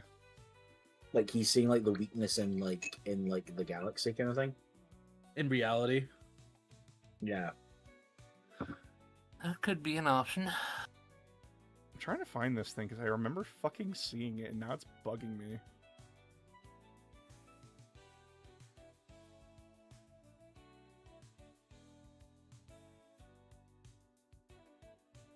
Okay, so now that we've seen what the orcs, at least what some of the orcs are getting, because we know they're getting more stuff. What else do you think they're getting? I would appreciate new battle wagons. Yeah, at this point, with the trucks, yeah. I mean, didn't they say like the early stuff was supposed to be about vehicles for 11th edition? Yeah. Or am I misremembering it? I think they may get new Storm Boys. That's my Could be good. Could be good. Pitch. I'm sorry, I'm trying to find this thing, and it's driving me up the wall. Because I cited something, and now I have to try and find it, and I can't find it.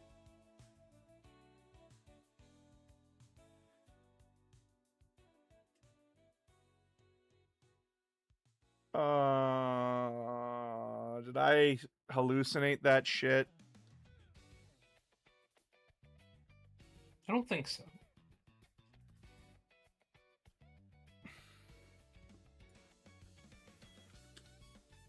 It's entirely possible it was like a White Dwarf article or something, because they used to do that.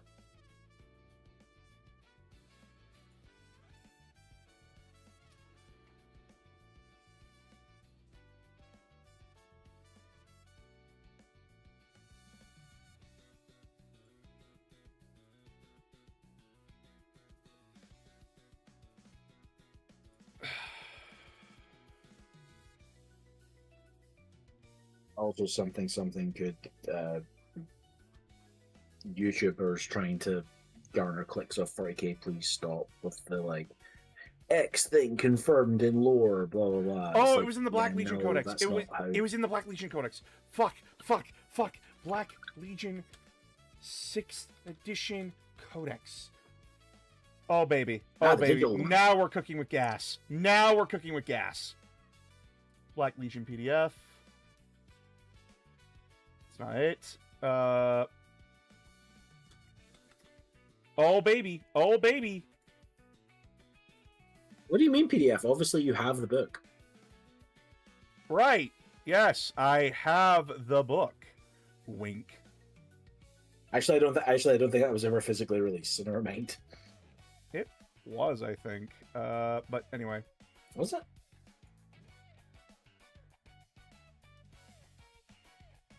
That's. I quite like this codex because they had to. It was the first time they'd had to actually say what happened in the other Black Crusades. Okay, I can't find a legal copy of this book, but Black Legion, Codex Black Legion, boom.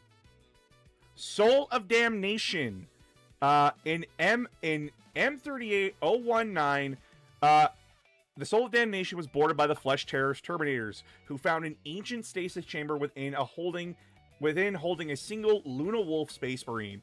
When the Space Marine was awoken and told of the fate of his legion, he became filled with rage, taking one of the Flesh Terror's craft before disappearing into the void. Never heard from again.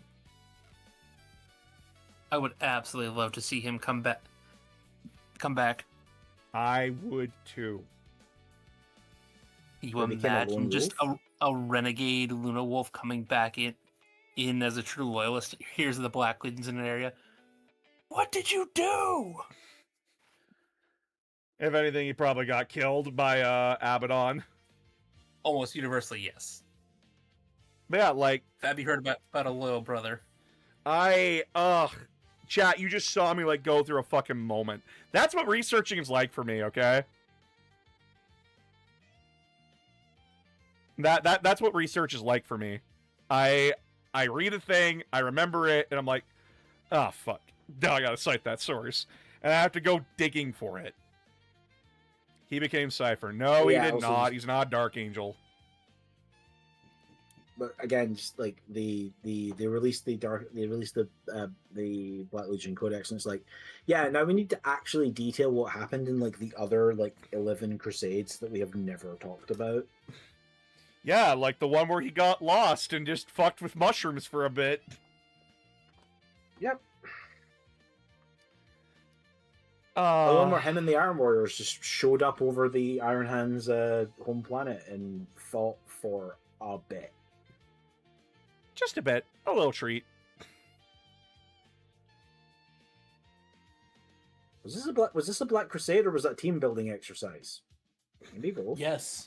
And then what Yes. What do the Iron Warriors do?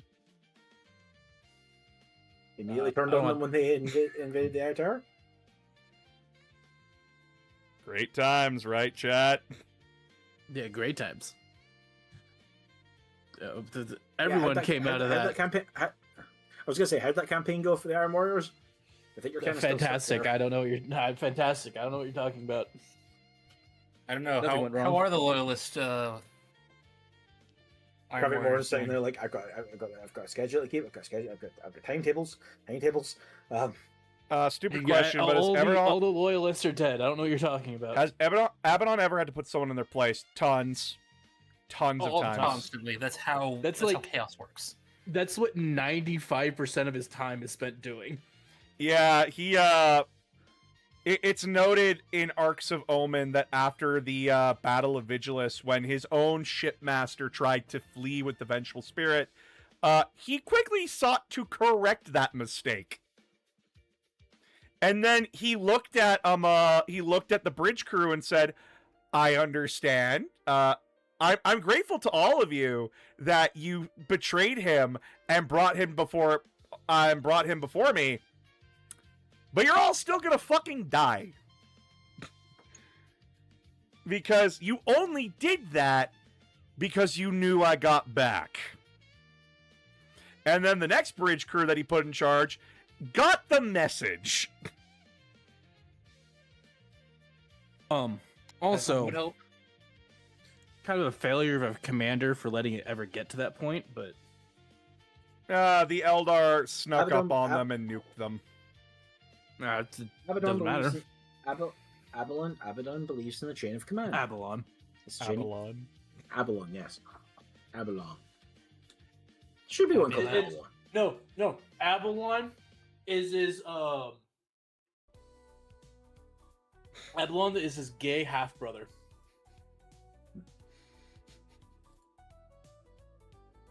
I mean, you say that assuming that most Space Marines aren't on some level homosexual. I bet he made a new crew watch and clean the mess. Oh, he did. And then, in that same book, when a tech priest fucked up and summoned Vashdor, when his Black Legion chosen cut the guy down, he's like, "Cool. Mods, put him in the electric ball torturer."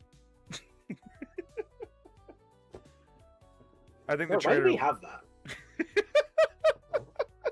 It's to get Slanesh on board, I had to accept certain things.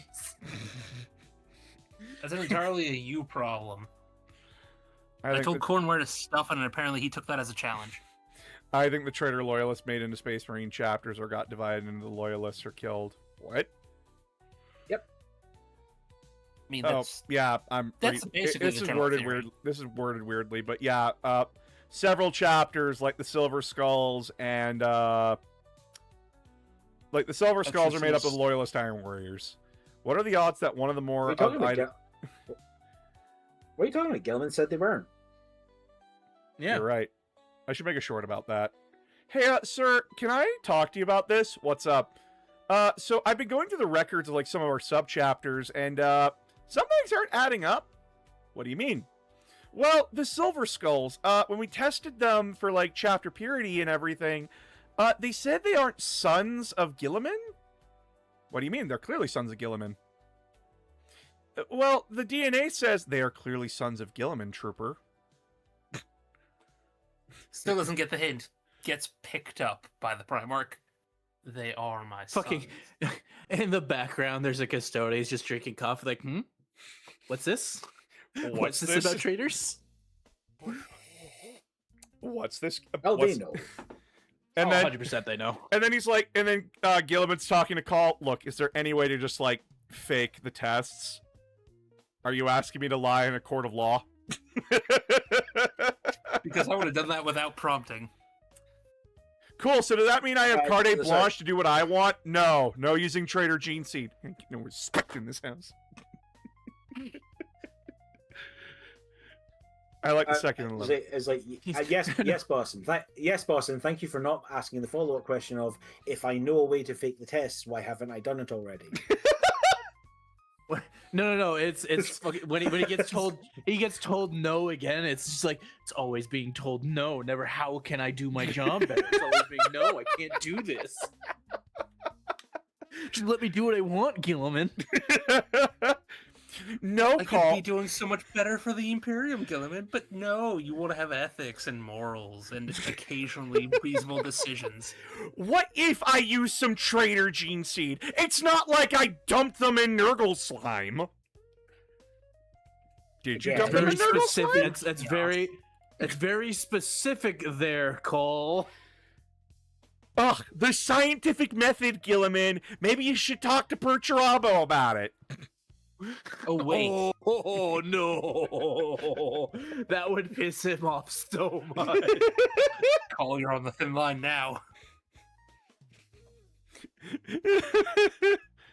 Stupid Gilliman and his stupid ethics. Why don't you ask Perturabo about the demonculabla? You see that Hansu guy? He's got ideas. Oh, I love. Excuse me, I'm going to get back to my. If you excuse me, I'm going to get back to my group chat with Fabius Bile. We're trading notes. Fabius Bile, Caesarus, who's like the what's that fucking Dark Eldar's name? Fucking Yeah.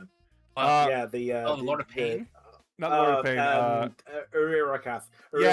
Yeah, Urian. Hell yeah. All four of them are just in a Discord call together. What's up, Call? Do not let Call have access to the gene seed. Shy guy, I hate to tell you this. Shy guy, I hate to tell you this, but the gene seed for a lot longer. This man has access to the gene seed for like over 10,000 years and has dubbed the Emperor's work boring. I thought he also called it shoddy. It is shoddy. He refers to it as like shoddy and incomplete. It's almost like the Emperor didn't make it. It's like it was a rush like job. It was meant to be a work in progress that was meant to be upgraded. You bring a guy back from the dead, and he's all like, "What? Wah, did you actually source this antidote?" Yeah, I bring this fucker back from the dead, and the next thing I know, he's like, "No, you can't do that. No, you can't do that, motherfucker! I brought you back from the dead with the help of Eldar magics." Have a little bit of curiosity in those cornflakes, okay?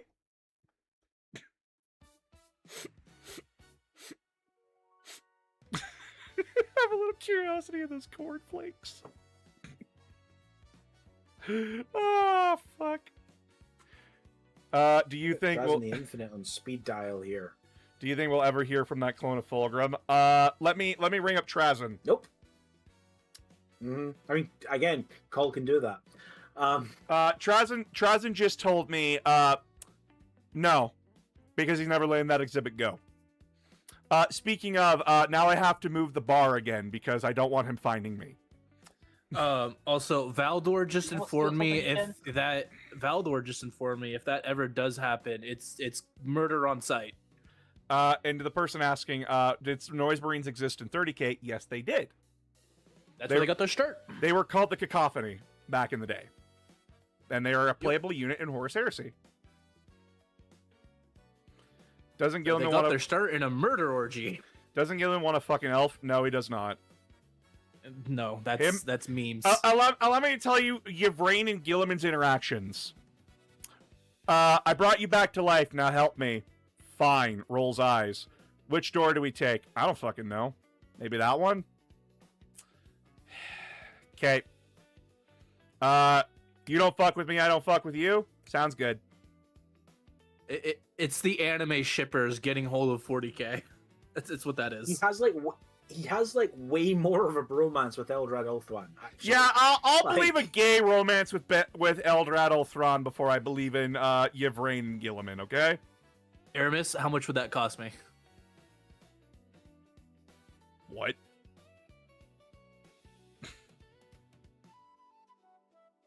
We can discuss off stream.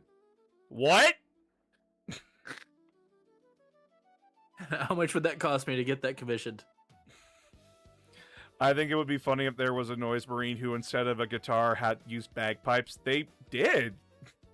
Yeah. Good. They'll use anything and everything. Yeah, like anything that made sound, like they turn them into weapons. I can find the cacophony. Give me a moment. Emperor's I do Children. like the fucking, what was it? The 3rd edition Noise Marines with the hair metal and the fucking electric guitar bolter. Oh, that was the original one, and then that was a Yeah. remake of it. Yeah, Yeah, I'm talking so we about the have- original one. These were what the cacophony looked like back in the day. Yeah, we don't really have like bagpipe looking things, but there are descriptions of their weapons looking extreme. Like they look like modified weapons you'd see in an orchestra. my personal favorite is the fact that the Noise Marines actually have a completely official, actual rock song. Yeah, It's called Noise Marine. But yeah, like you look at these guys in 30k, and then you go to the Emperor's Children in 40k, and they do look the same. Like they do just look more chaosified. Yeah. Yes, Queen. Wait! Show them the original The original Noise Marines, Marines. what they used to look like. Yeah. Give me a moment.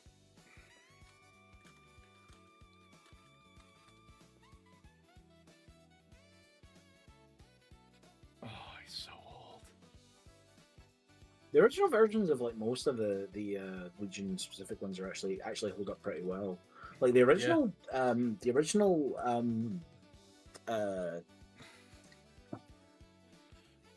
Thousand Suns look like pretty sweet stuff. Like Here you go, chat. There's an original Noise Marine. Look at him. Look at this fucking creature. He's having a good time. Mmm. Delicious.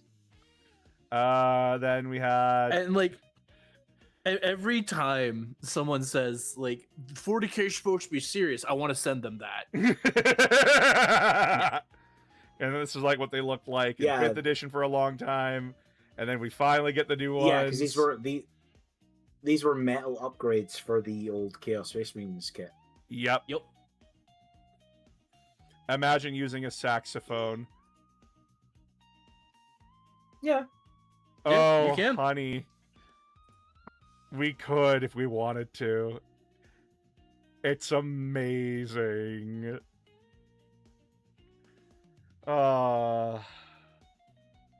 The promotional model for Noise Marines for a while. so it's so good. It's so fun. I hate and love this stupid thing. But yeah. It is peak 40k.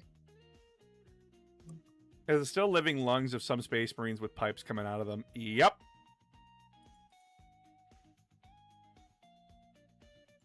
Upgrades, So, people, upgrades. That's how we make the dough around here. Yep.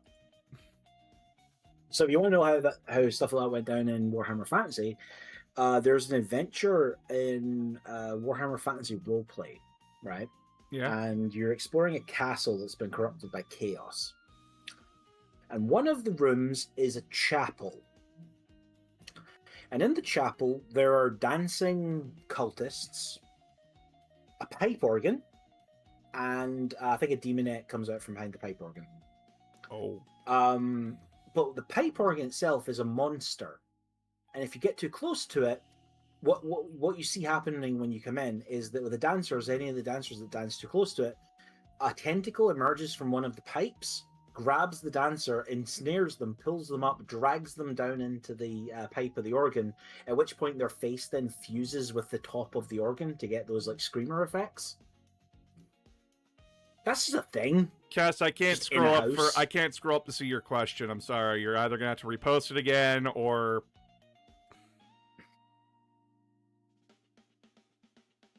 I can't. It won't let me scroll up to see the question that you asked.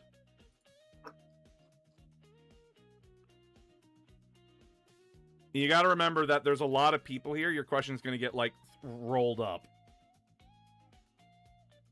So if I don't see a question, it's just it happens.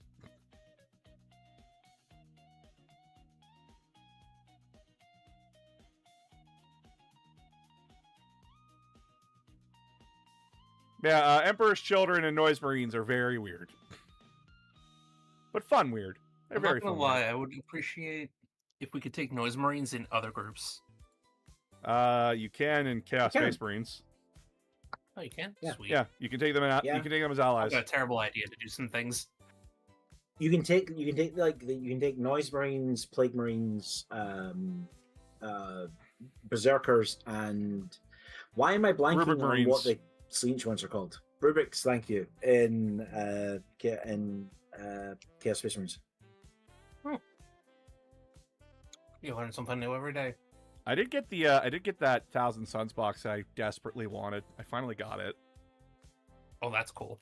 I got 8 Sekitar robots now, and I'm happy. I'm a happy mole.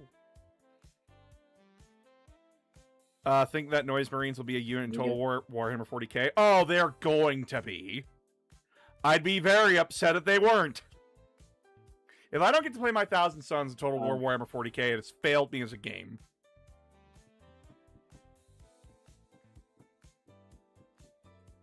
So you're gonna be taking your Thousand Suns tournaments like in there like forever from now on, so that you never get into a situation where Spaceman versus Spaceman again, right? Listen. If you had to update a codex for Space Marines in lore, what would you add, take out, and keep to better them and make them better? And what special... Son of a bitch.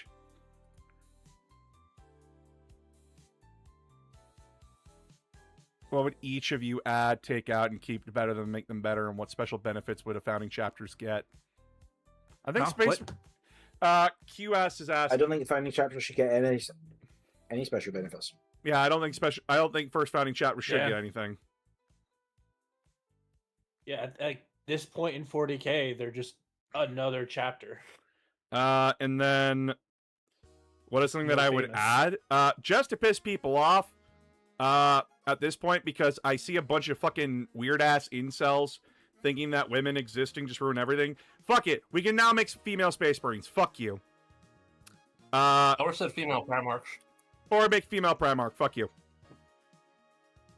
Genuinely. No, I would take it one step further and have one of them be trans femme. Let's go! Let's go! Yeah. Genuinely, just to piss That's off it, that that's it. crowd, because fuck it. That's the real tragedy. We always knew the Emperor was a conservative dad.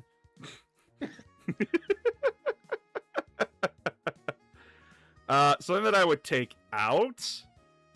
I don't know what I would take out, honestly. The No. Impulsor. Hammerfall Bunker. I'd take that out. Like the Hammerfall Bunker makes sense though, but you know what the biggest problem with the I'll say Hammerfall something Bunker more. is? It can't deep strike. It can't fucking deep strike. I would have gone with the Emperor's confirmation bias. Fulgrim is not trans, he's just comfy with who he is. There's a difference. Yes. Leave the snake alone. Just because you won't dress up in a dress doesn't mean he won't. He's comfortable in his skin. Especially by I'll put on a Tyranid. dress Also, right now. Let's go. I should wear somebody else's skin. I was gonna say, and also he's comfortable in yours. Yeah,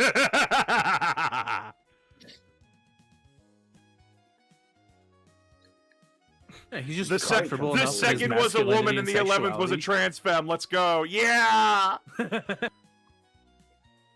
How would I rank the Dawn of War Retribution campaigns from best to worst? Trick question, they're all the same campaign. Yeah. True. So if I rank one of them as F, then all of them get F. At that point, you're just rating the characters that you're playing as, and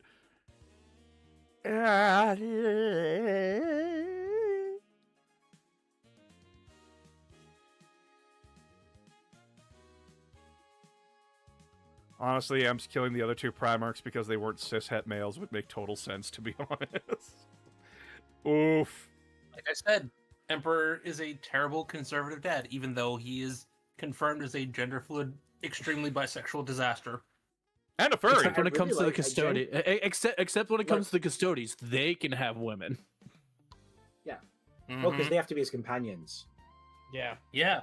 You always got to make sure that you have a good I- variety when it comes to I cackled out loud when walking home from a friend's house because I was listening to Siege of Terra, The End and the Death and the End. Fuck me.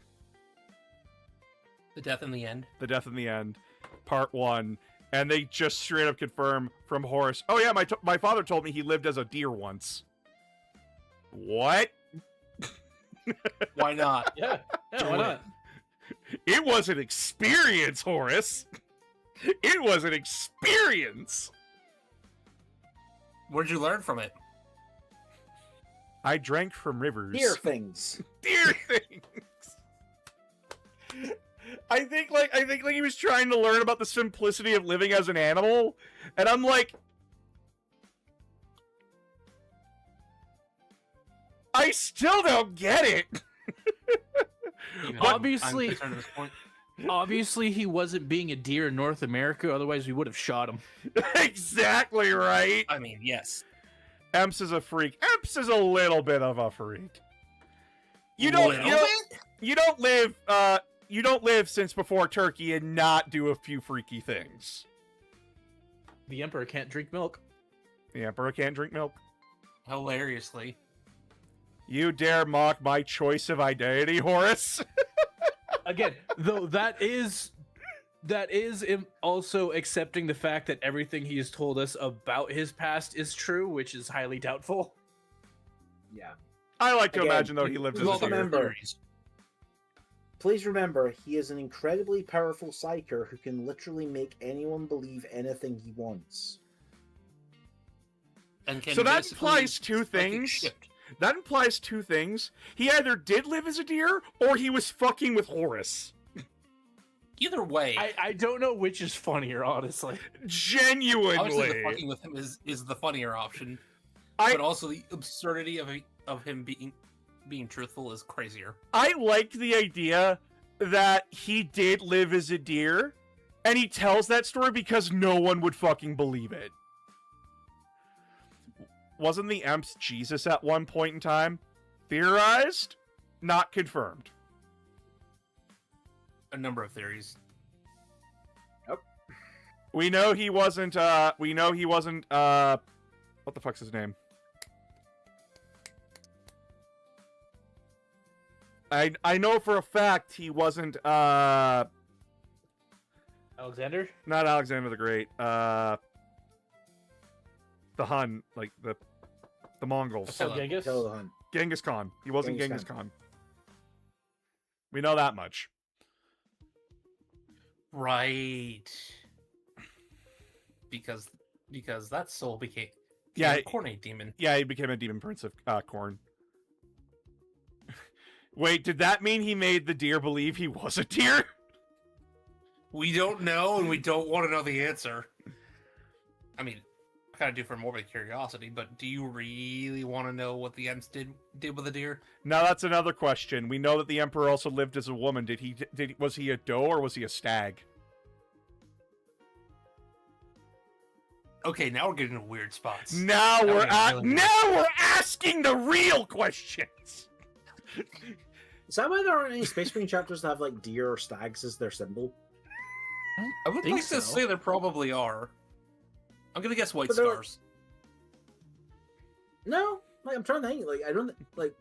Like a white scar I don't- successor. Does that mean he was Hitler? They make an express saying he was never Hitler. They wouldn't be able to sell the game in Germany if they imply he's Hitler. Yeah, they wouldn't be Yeah. able to sell it there. Legitimately. Germany has very strong anti-Reich laws. For good reason. You're not. You're literally. Yeah. I mean, You were yes. not. It's to prevent people from writing lies about the Second World War. You are not allowed to fictionalize the event, like Fictionalize his existence. Even like infection. Yeah. If you basically, are like- going to, you have to remove all Nazi symbology from the game or Yeah. piece of media. It's It's a whole- why i.e. Wolfenstein is Wolfenstein. yes. Mhm. Yeah. and that's a Wolfenstein thing. almost never uses the swastika and stuff Yeah, at least in Germany. in Germany. I know I got asked how many Loyalist Primarchs are running around. There's currently 7. 5 are missing still. 2 are back. And then the other 2 are dead. And never coming back. And for those who don't understand, yes, we saw the confirmed deaths. And no, Ferris Manus is not leading the Legion of the Damned. That was a psychic attack personified to be Ferris. And they still have the keys to hell. Also, to be That's fair, fine. it was. But also, to be fair, Aaron Davis Gordon has said that yes, in that sequence, it is a reference to the Legion of the Damned. He did it because he thought it was cool. You're literally reading way too much into it. If there's a like, You know what, Space Fiddle? Marines wreathed in flames is cool. Now, Fiddle, I see you bring back Rogel Dorn. Now, watch that counter extend. Every time you ask, we extend it. Not gonna lie, if I was Big E and I mean- seen Gilliman, I would low-key cry for him and say, "You've been through so much, hug my son." Oh no! When they interacted, it was, "Tell me how to It's fix even this better shit." than that. Gilliman actually did talk to the Emperor. He actually did have a psychic communion with him, and that conversation went, "How do I fix this shit?" You can't. Good luck figuring it out, asshole.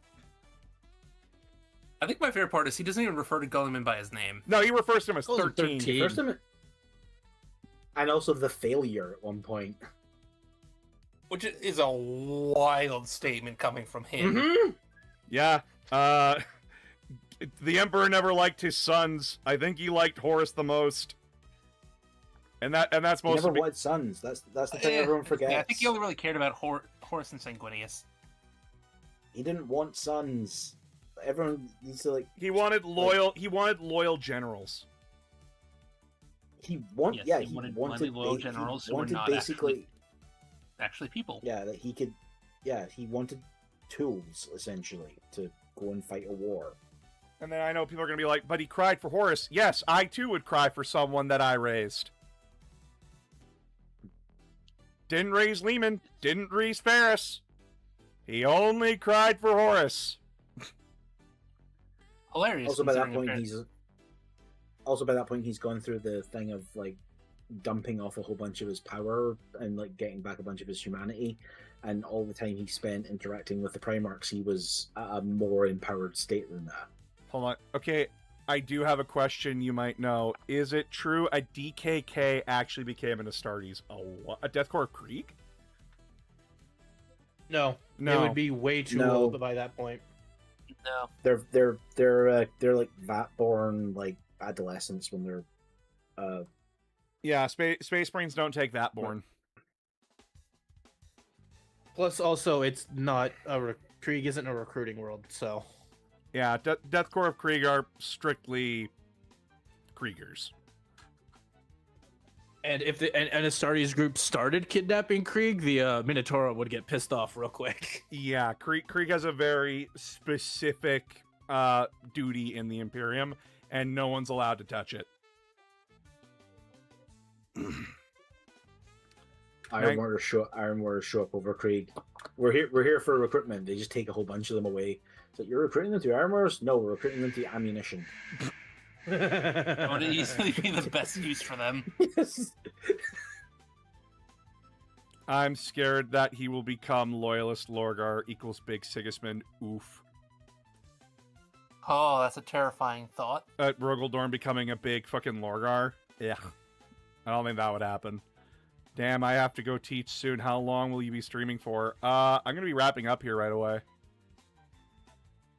For what I was told, he survived his entire unit dying and Astartes took him in.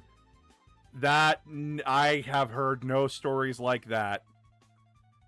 I mean, in them taking him in does not mean that he's going to become an Astartes. It means he could easily become a a chapter serf, or like what is the? They wouldn't name even for take the him as a chapter attendant serf. types?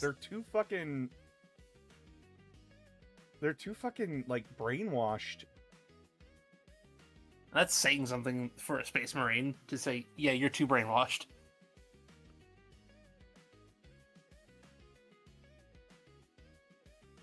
Yeah, I have no idea where you got that story from. There's nothing from that. Were you watching a YouTube short that told you that? No, he got armor. That's bullshit. He would have never gotten power armor. What's your source? They got it from a YouTube short, so it's a fucking AI generated bullshit thing. Or someone lying to him. Yeah, no, that never happened. Or it's fan fiction. Or it's fan fiction. Okay. Yeah, No, like Space Marines would never give some random fucking Krieger power armor. Like, I've read all the Krieg books. I've read most of their lore, and that's never happened as far as I'm aware. Let me go find it. Oh no. Oh, I know what he might be thinking of. In the first Blood Ravens book, and for their omnibus, for the oh god, for the game, there was that one guardsman who is like a full-grown adult that they take with them to turn into an Astartes. Yeah, that's some bullshit. That was like early Warhammer where the rules were made up. Oh, yeah. The rules are still made up. I mean, it wasn't that early Warhammer. It was just that it wasn't written by a lot of the Black Library people. Yeah.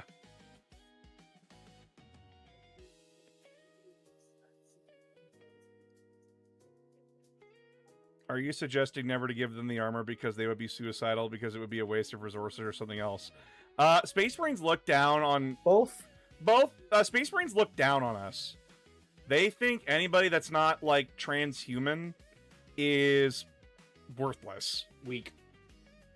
Also Stamper because... did believe in trans rights.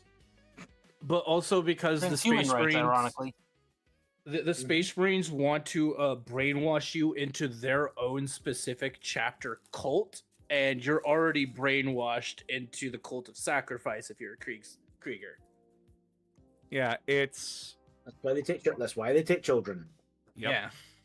The like... And the reason why you wouldn't get power armor as an Imperial Guardsman is, like, why? What, like, power armor is expensive. And it wouldn't even fit a Krieger. Like, Space Marine power armor is, like, for Space Marines.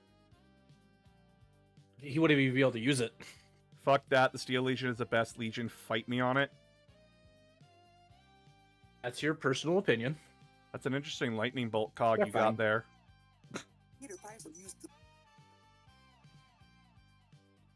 It's from the game Dawn of War, and the Guardsman is called Gino. I know, but that was back in the day of CS Gato. That book had backflipping Terminators. And it's not even canon. It's not canon anymore, yeah. Or it's canon in that way that like 40k ones are. Where it's like, yes, someone wrote this. Someone wrote this. There is a record of this happening in the universe. Is it true? Whether it actually happened somewhere else. Do you like the Space Wolves? I see you talk about them sometimes. I don't care for them. Like, I'm not a fan of them. Like, and that's mostly just because, like, I don't like the Viking aesthetic that much. And like they don't do anything for me. I'm glad other people enjoy them, but I have talked about them before because people can't stop being weird about skin tones and the fact that a sci-fi planet that people shouldn't be living on in the first place can have black people on it. Even the Imperium doesn't understand how people live on Fenris.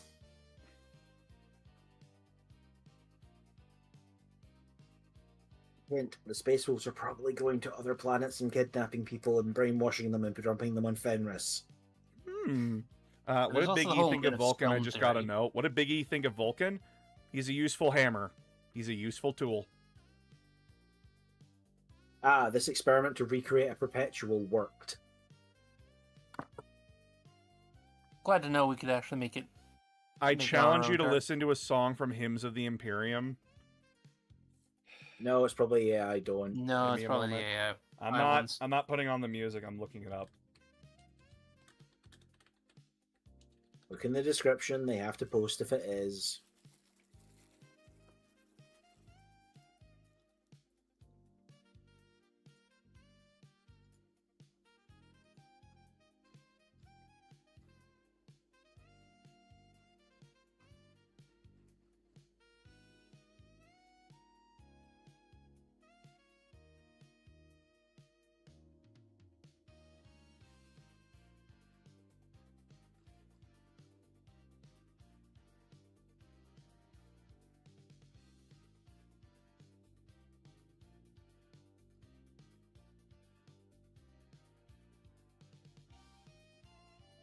Okay, it was not made by AI.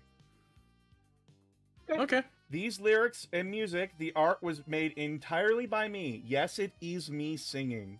This is not official media, and instead is entirely fan-made content.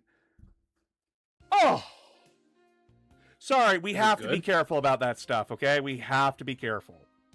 And I'm not going to play her music over stream. I'm not going to play her music over stream. Because that's not fair to her. Despite what a lot of reaction channels will tell you, it actually doesn't help those channels to react to their content. Because you already watched the video, why do you need to watch it again? But you know what I will do? If she doesn't use AI, then I have no problem doing this. Go subscribe to this then. Boom, done. I have done my duty. Hymns of the Imperium. There. I don't need to play her music on my stream. Did they use AI to make it, though? They literally have to post. They literally have to type. They literally have to say it in the description or the video gets taken down. Yeah, And it didn't actually, say- YouTube has started a pretty strong response and forcing you to tell you if you have to disclose. Yeah. If you don't, we can take your channel down. Yeah. It is unfortunately because YouTube want to know if you're using their AI, but that's a Yeah. Yes, Ow. the cannibal fish. I'll take what I can fucking get. At this point, yeah, I'll take what I can fucking get until, like, smarter, more, tech literate people get into power. I never got into Warhammer 40k. In the end, I just contented myself to read the wikis, which is not an authoritative resource of information. I did give some brainstorming of, like, make-believe chapters. That's fine. Yeah. Really? Because my experience is the opposite, sadly.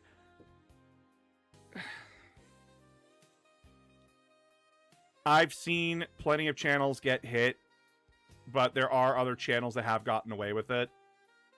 Because YouTube is a massive website with billions of hours of information loaded up to it every day. Billions every hour. Yeah, billions every hour. And you can't hit everything. Why do you think they've been working so long and putting so much money into their moderator algorithms? Because you're never going to be able to hire enough people to physically go through all that content. Yeah. I do still believe they should have people on hand to make sure the machine isn't making mistakes. And it's clear that, like, they've clearly gutted that portion. Yeah, there absolutely should be a, like, human level that you can escalate something to. Because there's plenty of times where I had to escalate something, and I don't like being at the mercy of a machine.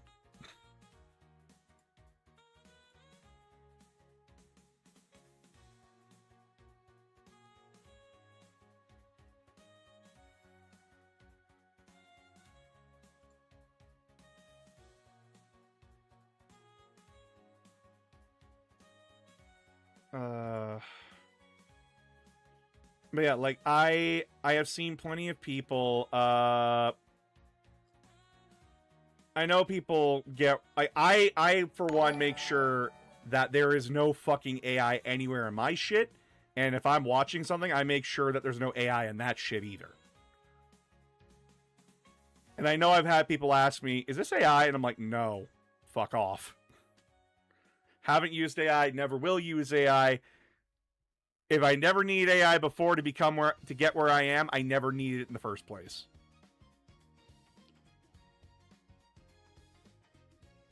I ain't submitting to a clanker. Exactly! My daughter comes home with a clanker. Oh, it's on site, motherfucker. Yeah, but CEOs aren't human, so,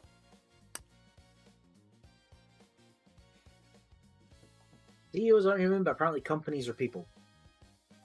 Fuck, what was that quote again?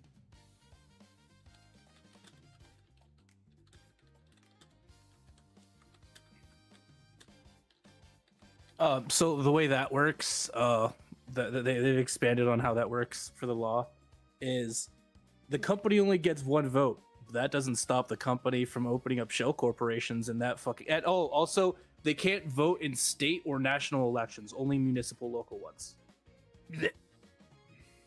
Still a terrible decision. And they only get one vote, but that's...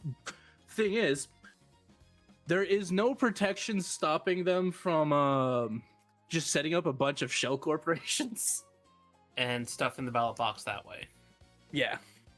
Which I'm sure as soon as a company tries to do it, because they're going to, let's be honest here, that's when you're going to see legislation start to get passed. I found it. About that. I found the quote. Go ahead. I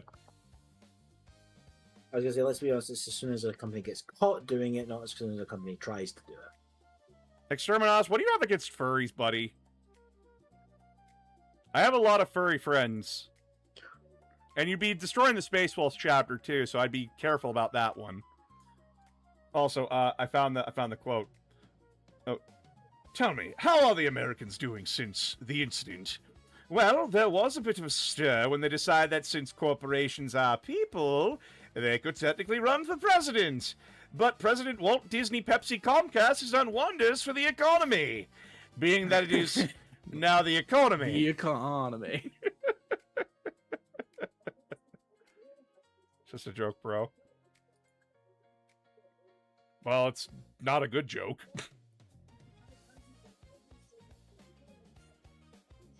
It's kind of like a dead joke, and you should stop beating a dead zebra with a dead horse and a dead donkey.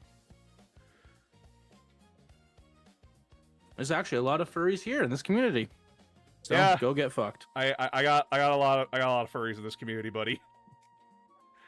We aren't stopping you from making furry jokes. Boss will tell you I make furry jokes all the fucking time. It's when you're being derogatory about it that. And trust me. Also, when we say there are a lot of furries in the community get fucked, a lot of them are up to that. Yeah. Yeah, but I don't like flash kits. I think it's not for everybody. I genuinely think the Flash Gets animation where like the furry is shoving the Black Templar up his ass is boring as shit, and it's not funny.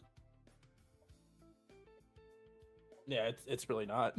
I Some don't. of their other stuff is funny, but not that. It incredibly has not aged very well, and it actually is part of like a massive other thing that I have a problem with the Warhammer community. And that we need to find new jokes that aren't these rage baity, edgelord bullshit things. We need to find new shit. Because genuinely, if we're still citing jokes like that, that's fucking sad. Star Wars fan. Problem that you have. Star Wars should not be outdoing us in the meme department. Yes, they should. For fuck's sakes!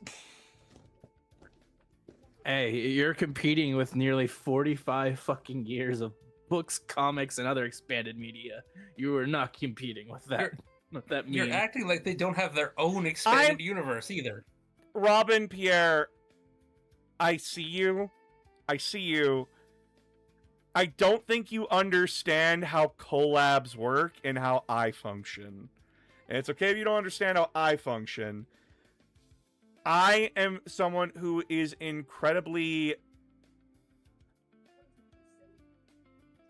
I need people to reach out to me because I'm still not as big as you think I am. And I get very self-conscious about being a leech. I get very self-conscious about that. I don't like reaching out to bigger content creators because I am scared of that. And I know, and plenty of people told me I shouldn't be, that I should just do it. But I don't know this girl, and she doesn't know me. Like, I've talked, like, I hang out with Gremlin May, I hang out with Froggy occasionally. I'm in the same, like, I'm in a same server as some other 40k content creators, and none of them know about me. Also, that's like mildly sinister when you say it that way. Also, guys, keep in perspective that when it comes I mean, to make it sound sinister. when it comes to the you can just end the stream. I don't need to finish that sentence. I think it's just time to pack it up. Yeah, I don't think collabing on a topic is leeching. It's more complicated than that. So Also, when you're dealing with the larger creators, yeah, they may be friends, but collabing like that is a business partnership. And I'm not entirely business safe.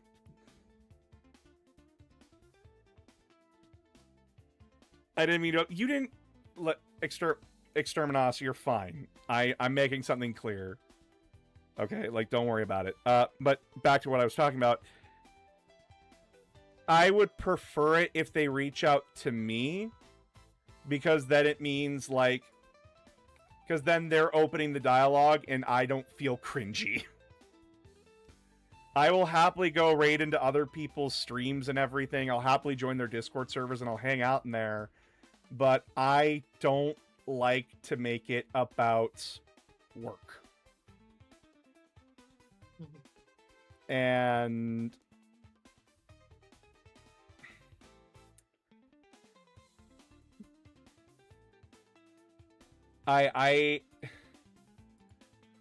it's intimidating. It is intimidating for me to like stare at that and go like, ah.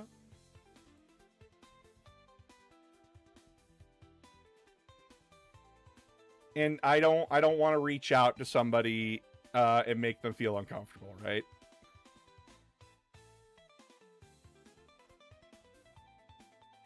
But yeah, let's get this stream over with here, shall we? We're gonna go right into Gremlin May, because Gremlin May is currently still streaming, and she's streaming Peak, and Gremlin May is a baller person and a good person that needs more love and support. So we're gonna go bug her. Give me a second to create the raid message. We're gonna go bug Gremlin May. Thank you all so much for coming. I appreciate you all so very much. When you reach 100k, will it be different in a very good way? It'll be very different in a good way, I promise. We'll have to see if I reach 100k. Because all this momentum could just drop off the face of the earth. But let's go say hi to May, everybody. And I'll talk to you all. Like, share, and subscribe. Yep, like, share, and subscribe. Follow on Twitch. But until then, chat, I will talk to you all on Wednesday. I'm going to be very busy this weekend. Good night, everybody. Boys. Okay. Oh, yeah.